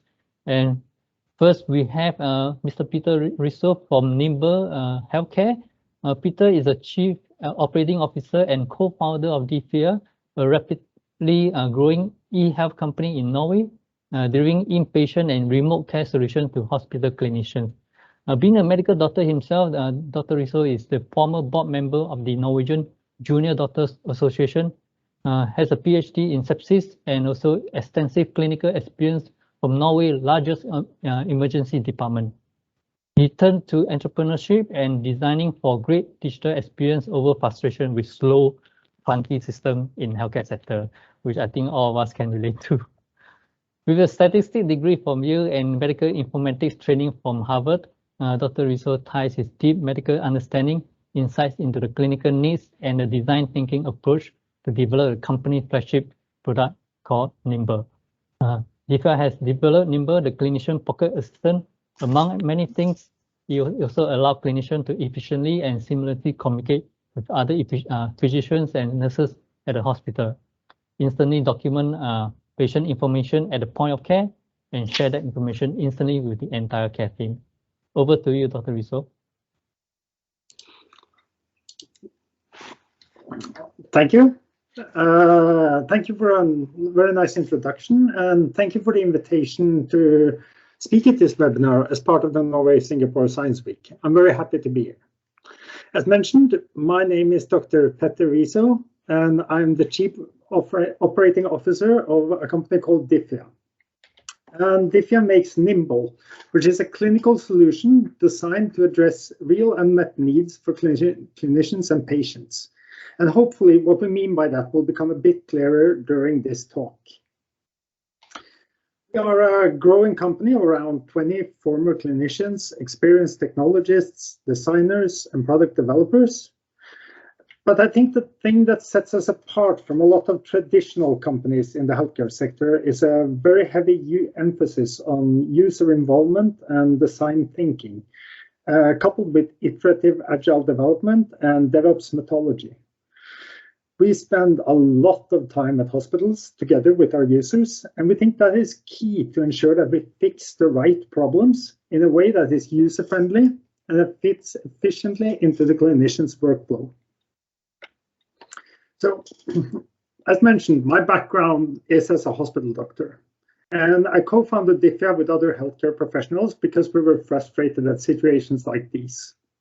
And this is a spontaneously taken photo during user research, where we noted 2 nurses who had this routine for relaying information to an on-call doctor, and they used brand newly installed IP phones, and they still had the mobility of less than 3 meters.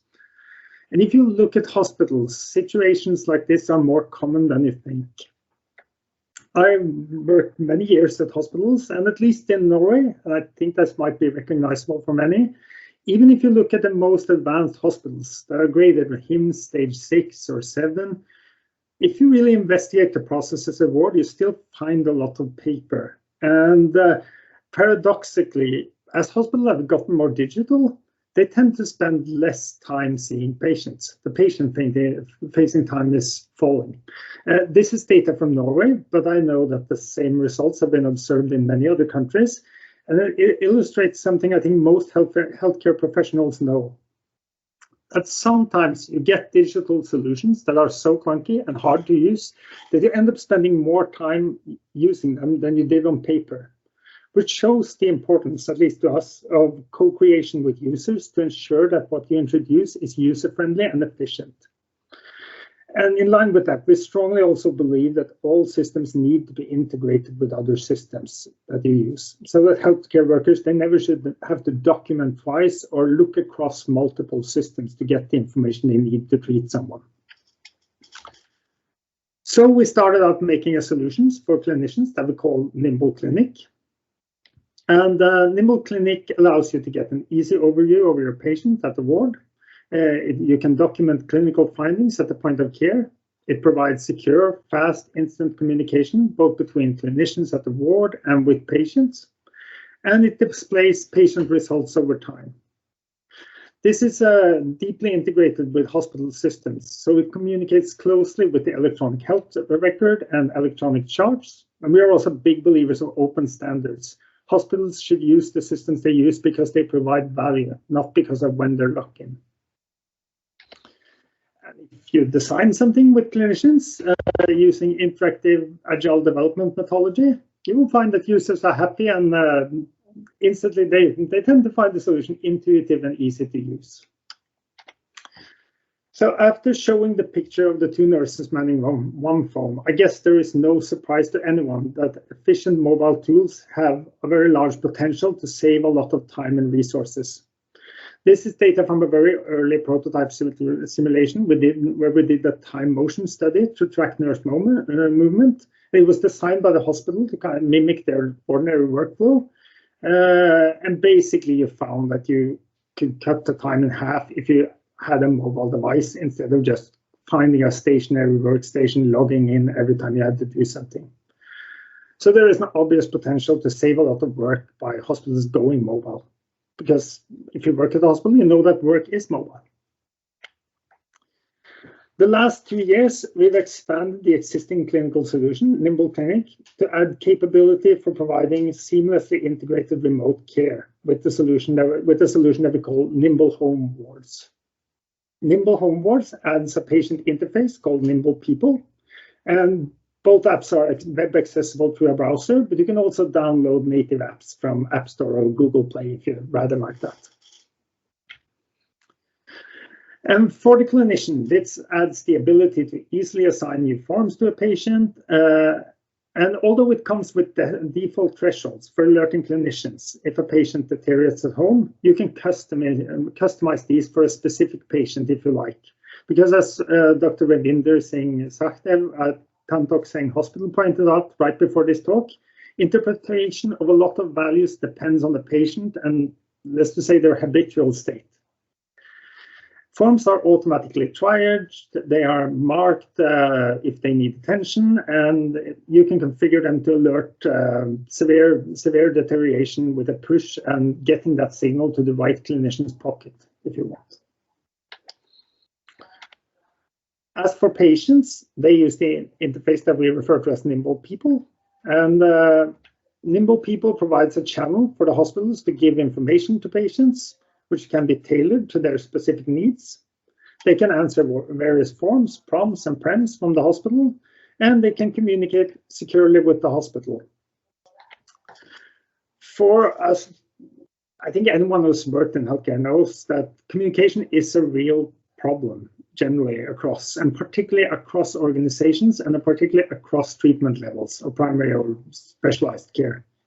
So to facilitate cross-functional teams, it's been important to us to make a solution that will be accessible to all healthcare actors around the patient, whether they're at the GP office or the specialty care. And otherwise, think of it like Messenger tailored for healthcare, only secure and in line with EU regulation and so on. Right now, we are collaborating with the company Roche Diagnostics, which I'm sure many of you know, and we're testing a unique technology based on AI and nanotechnology for getting instant blood sampling of patients at home. We're actually conducting the first trial of this technology in patients in the world. So we hope to make a coherent solution that will make a lot of blood sampling that patients today visit labs, GP offices, hospitals for, and make it as easy as blood glucose is for diabetes. And make sure that the results go all the way from the patient to home and into the healthcare workers' lab systems. So the aim is, to borrow the excellent words of Dr. Ravinder Singh Sakhdev again, a solution that is convergent, convenient, continuous, and contextualized. And I'm sure you can conceal that little thingy that's configured on top of the iPhone as well, if you want. So I'm nearing the end of my talk, so I thought I'd end with some words on something that we are passionate about. And this is moving healthcare from the traditional waterfall model of software development, where you specify the market, you have a public tender or something as a hospital, and you ask for a car, and you write a whole lot of specifications, and then you send it to a software company, and then they start building it in stages. And first they build wheels, and then they build the kind of whole thing under the car, for lack of a better word. And then they build a frame, and then they end up with a car. And you might be moderately satisfied, but a lot of the times you're not, because you have no way of kind of checking whether you're on the right track. It doesn't really provide any value while you're developing. So we strongly believe there's a lot of value for healthcare in moving into agile development. Instead of specifying that you want a car, you ask for transportation. And then you start by building a skateboard, and that works and provides some value to some, and then you expand into a scooter, a bike, and after that a moped or a motorcycle, and you end up with a car. And across all these kind of cycles, you can see that you're on the right track, you get feedback, you provide value while developing the solution. And also kind of sometimes you find out you didn't really need a car, you needed a helicopter or something completely different. This is well known from software development, and is a way of both creating more value and reducing risk. But I think one of the main challenges in working with this towards hospital and the healthcare sector is that hospitals are generally enterprise IT environments. They typically have a lot of procedures that aim to maintain control, to keep everything safe. So we have spent a lot of time working with hospitals to figure out how we can, to borrow the words of Dr. Ng, the director of Digital and Smart Health Office at Tam Tok Seng Hospital, we're trying to figure out how can you do this rapidly and safely build the plane while we're flying. And we are fairly satisfied that we have been able to achieve that, a cycle where we update every 2 weeks in a system that's deeply integrated in a very complex enterprise and IT environment. but still has risk assessments, and we're getting agile development done in a way that both the IT and security staff feel are safe. So to my last words, always, and key message, always spend time iterating with users to ensure you're fixing the right problem in the right way, and in a way that and end up with a solution that they enjoy using. So over the last years, we have been preoccupied developing our product at home in Norway. But in 2022, we are starting to look for good international partners to collaborate with in developing Nimble further. And we have a lot of exciting things in the pipeline that we're not speaking publicly about yet. But if anyone is interested in discussing what we can do together or is interested more, absolutely feel free to reach out either to me or to diffia.com, which is our website. Thank you for your time. If there is any questions, I'm happy to answer them. Thank you, Peter.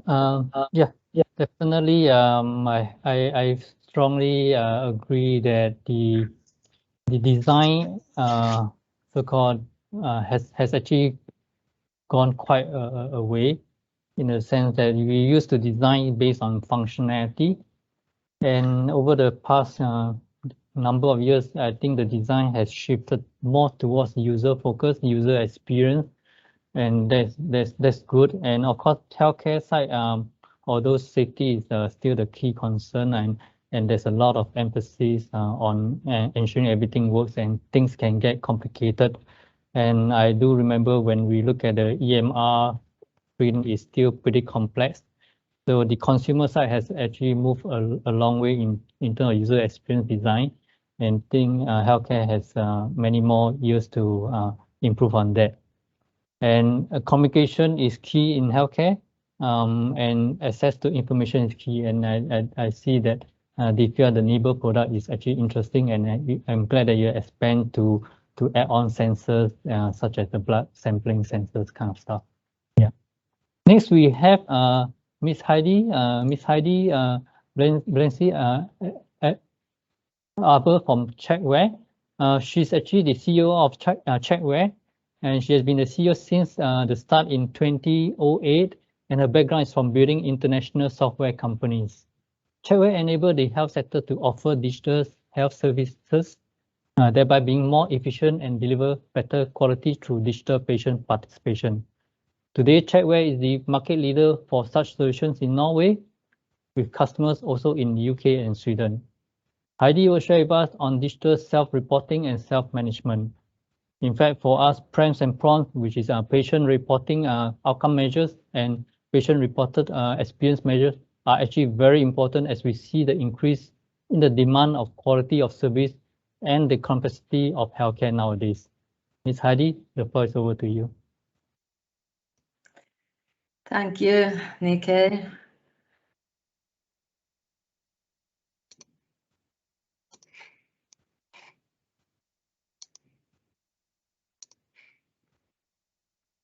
Okay, thank you. It's good to be here. Checkware is a software company made specifically for hospitals and clinics that want to provide patient-centric care and that need a complete solution to allow patients to be involved from home. The main idea with Checkware is to support our customers by simplifying the collection, analysis, and use of patient-reported clinical data, and that this data is collected once for multiple purposes for the clinic. First, decision support for assessment, treatment, and follow-up of the patient. Secondly, outcome reporting to see which effect the treatment have. And thirdly, data collection from patients for clinical research. The patients report from home by answering tests, prompts, questionnaires on their own device and language. By using smart questionnaires with validated scoring algorithms, the clinic will get a view of the patients based on their own reporting. Patient can also report the status through third-party health apps like a headache diary or an integrated medical sensor. The health personnel will immediately get reports showing status and progress over time, also flags if the patient report outside the thresholds. This will give help to prioritize treatments. It will give useful decision support to the clinicians prior to the patient's appointment, and it can prevent unnecessary visits. Also, the solution can help to inform, educate, and motivate the patient through individual adapted content and dashboard so he can follow and manage his own health situation. Our customers can also include the use of secure chat and video to communicate with the patients at home. We have developed a software to handle patients being involved in own treatment, but we also had digital distribution rights for more than 1,200 tests, prompts, assessment tools, feedback instruments, private forms can be used, and also assessment from health apps. And this includes a complete service for settlement of royalties to right holders also. The copyrighted tests are available through the Checkware library and are used within a large variety of diagnosis areas. Checkware is a self-service solution, and this gives our customers the possibility to prepare and offer multiple digital health services in the same solution. And to prepare a service, our customer select which prompts to use. They select what kind of integrated health apps they want to integrate, what kind of data from sensors they're interested in, what kind of content they would like to support to the patients, and of course they select which functional modules from the Checkware software they want to use. Also, they define reports and dashboard, and of course we have to offer the whole product to the customers, so we have a very flexible integration API and also multiple integrations to different solutions in the same software. So what our customers do is that they, by selecting from these possibilities, they define the processes and rules when the patient uses the solution, and they define different kind of health services. For instance, Checkware is used within patient-reported outcome measures for orthopedics. It's used for patient-initiated follow-up of irritable bowel disease patients. It's used for virtual home hospital for premature born children. It can be used and is used for remote monitoring of COPD patients, and it's used for psychometric tests within mental health. And one of our customers, I think they have defined more than 50 different service areas they want to offer to their patients.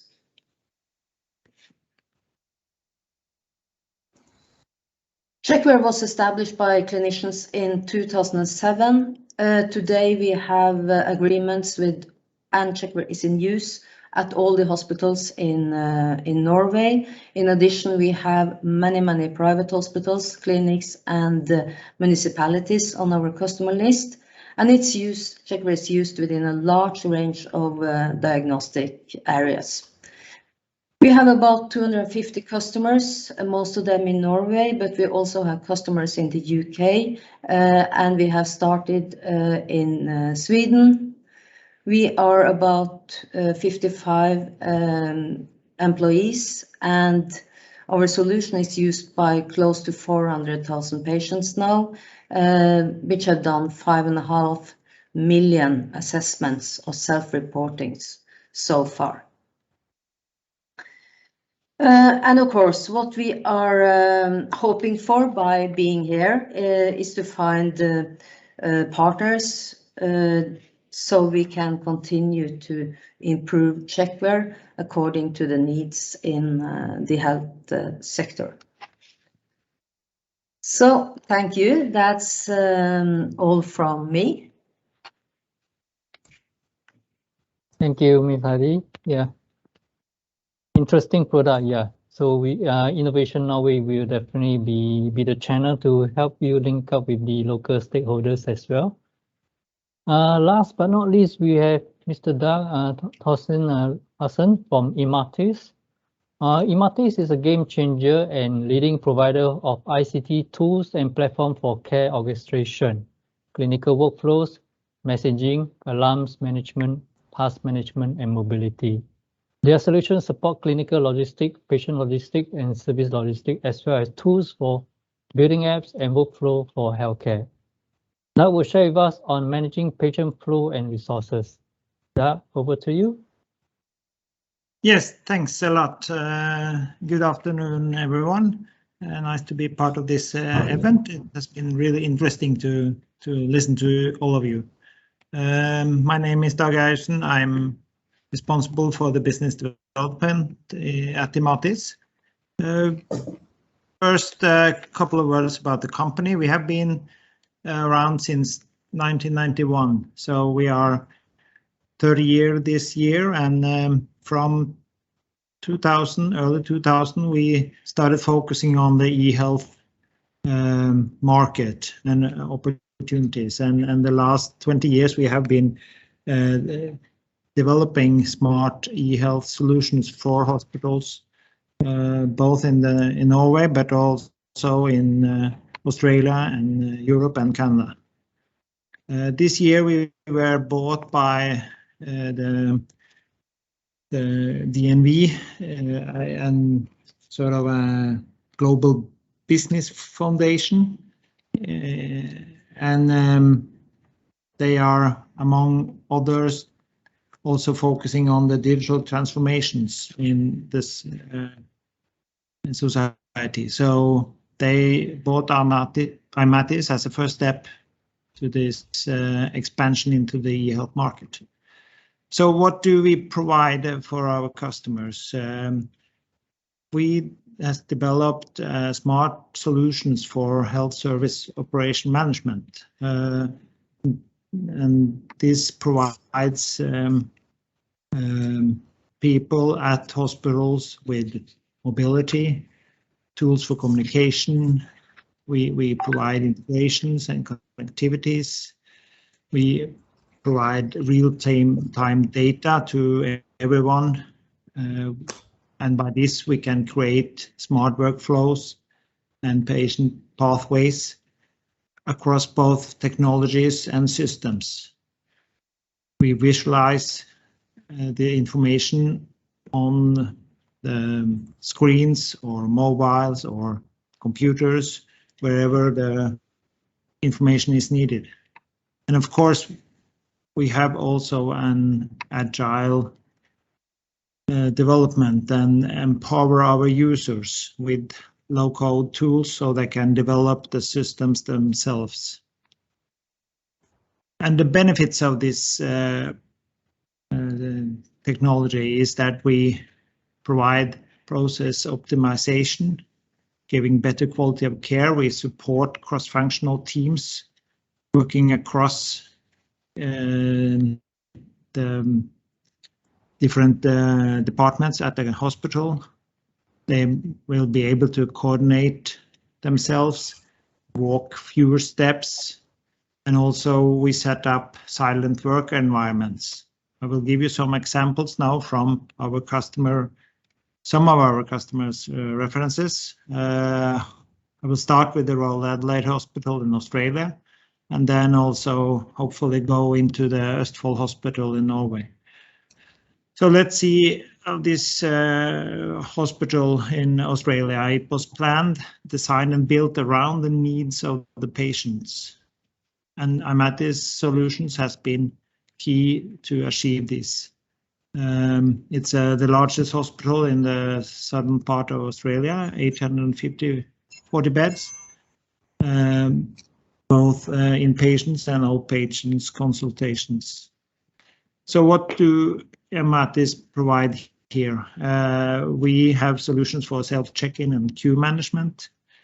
We set up the patient flow management, patient self-service and engagement solutions.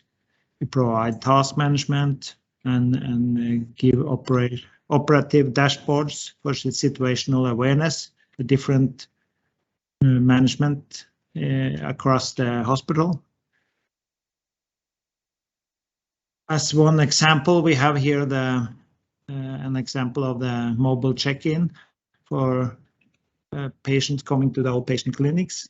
So they check in as they do as an airport, and at the same time the hospital is able to optimize the patient flow in the outpatient clinics. And what kind of benefits and outcomes does this give to the hospital? First of all, we set up these solutions from Norway and also with partners in Australia and delivered this on time, cost and quality. And since the opening, the uptime has been met with very high precisions. We add value to the hospital by providing better decisions and also provide a mobile workforce with data and yeah. So let's move to the Østfold Hospital in Kalnes. This is a new hospital built in Norway 5 years ago, and with a high focus on service innovation. One of the goals was to create a silent work environment for both patients and employees at the hospitals. It's a hospital located south of Oslo. At this hospital, all staff are using smartphones as their working tool, and Amatis is providing the applications both at the smartphones but also on the collaboration boards across the hospital. So here we have created a silent hospital where there are no alarms, no alerts, and no audio alerts, and everything is going directed to the responsible staff, either by team or role. So Amatis is used as their main tool for supporting important work processes, patient flow, coordination, logistics, and the interactions at the hospitals. So by this, I will close by telling you that Amatis is a lightweight ICT system, giving an ecosystem of applications for all across the hospital. And we have provided this to hospitals in Norway for the last 15 years and are now entering into a lot of countries, both in Europe and also across. And we have been starting looking at Singapore, and it's very interested to get in contact with hospitals. So by that, I will thank you for your time. Thank you, Da. Yeah. So we are still doing good on time, so I would like to pose some questions to the speakers. The first question is, data privacy is still a big hurdle in telemedicine? I think this one we can see from various angles. That is, have we actually overcome that? If we have, how have we overcome that data privacy hurdle? For researcher, we could be looking at how difficult or is it to get data in their research, for healthcare provider on what kind of challenges they are facing in the implementation, and for the solution provider, and what kind of challenges do they face in the delivery of the systems in terms of data privacy. I would like to pose the questions maybe first to the researcher. I don't know whether Prof. Dean, are you still there? Would you like to pick up this question? I think he left, Nicker. Oh, he left. Okay, no problem. Then how about Prof. Gunnar?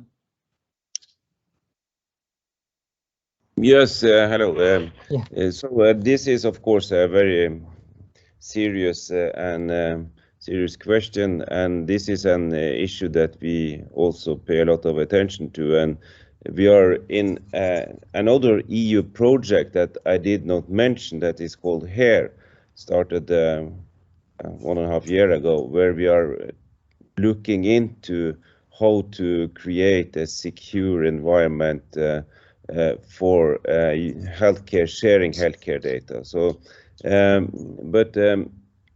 we don't have a definite answer. In my department, there is also another group that has made a lot of progress in this area. They have developed a tool for actually sharing data safely, and this is work that they have done together with people at Cornell University, among others. In all our studies, of course, we have to go through the process of getting both ethical permissions from the ethical board to do the study by writing a protocol showing how we can share the data safely. But we don't have all the answers to the project that I mentioned so continuous monitoring of a large scale or a large cohort, because for instance we have this new GDPR regulations also that we need to pay close attention to. One of the things, for instance, is that all participants in such a study, they have the right to withdraw at any point, and then you have to delete all the data that has been created from them. So that is also a big problem or a challenge for us. How do you do that if you have data collected over many years and then suddenly the participants say, no, I don't want to be in this study anymore, I want to withdraw. Of course, there are some research that already have been generated and published, but removing the data is not simple. That is quite complex. Okay.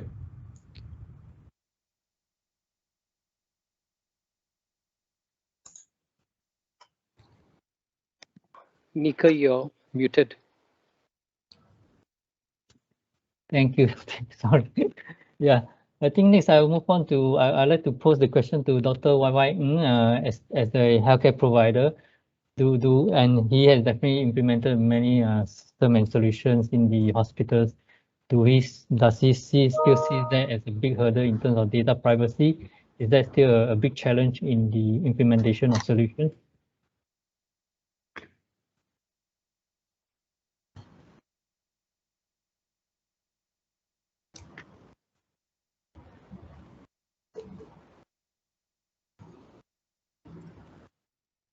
Maybe probably YY is not available at the time. Dr. Ravi, do you have some comments on this? I think, I mean, Gunnar has basically covered most of the issues that we face today. The truth of the matter, I think, lies in two aspects. Number one is that, no, we haven't solved the problem. It is not easy to share data.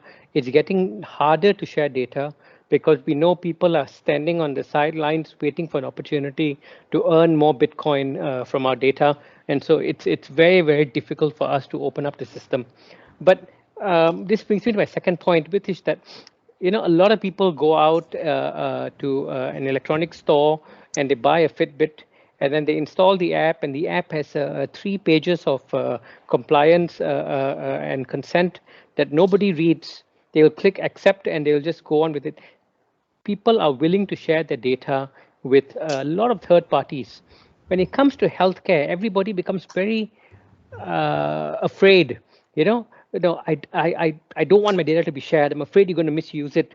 but you know, Fitbit's using your data, and Apple is using your data, and you know, everybody else is using your data. And I think that it's this thinking that's made it difficult for the data to actually be used and shared for the right reasons within healthcare.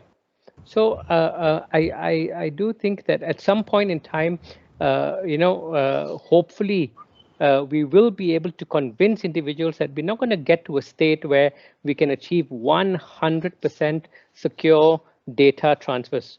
But we will try our hardest to make sure it is secure in the event that this data you know, is seen by a third party. We'll make sure that they can't recognize that it's your data. Right? I think that's the most that we can do. And I'm really hoping that people accept that and allow us to start sharing data so that we can actually, you know, get about our business of looking after the population. Thanks. Yeah, I probably I'll confess that I'm probably one of those who will just click, accept, because I earnestly or I urgently want to use the app or get on the platform. Yeah. I don't know, maybe one day we will reach a stage where our data become a currency, right? Where we can sell it as an individual. Yeah, using blockchain, perhaps, yes, like correct. what one of the speakers mentioned previously, Yes. right? Yeah, True, that true. might be a solution. And yeah, then, like I said, rather than asking for Bitcoin, we can buy and sell data. Correct. I think that could be a viable solution. Yeah. Yeah, maybe I can also add on something about this. For example, Google has been using something called federated learning, basically to learn how people type so they can predict the next word, such that the typing can be speed up. So in this case, the user don't have to send the data to Google, but the whole system is trained actually using the data on the phone, but the data do not have to leave the phone. So that's one example that how data can be used, but we do not need to worry too much about the data privacy. So in fact, our department is also looking into this. So how to facilitate machine learning, data science, but still can protect the data privacy, such that we don't need to worry too much about that part. So there are some other techniques, for example, something called differential privacy. So basically add some noise such that the data cannot be identified after that. But those data with noise still can be used for analysis. Right? So there are also something called homomorphic encryption. Right? So basically the data can be encrypted first and before sending out for analysis. So the analysis can be done on those encrypted data. So which is another way to protect data privacy, but still allow the value of the data to be utilized. So there are different technical approach to solve this issue. Yeah. Thanks. Thank you. Yeah. Thank you, Dr. Liu. Any other comments from any of the speakers?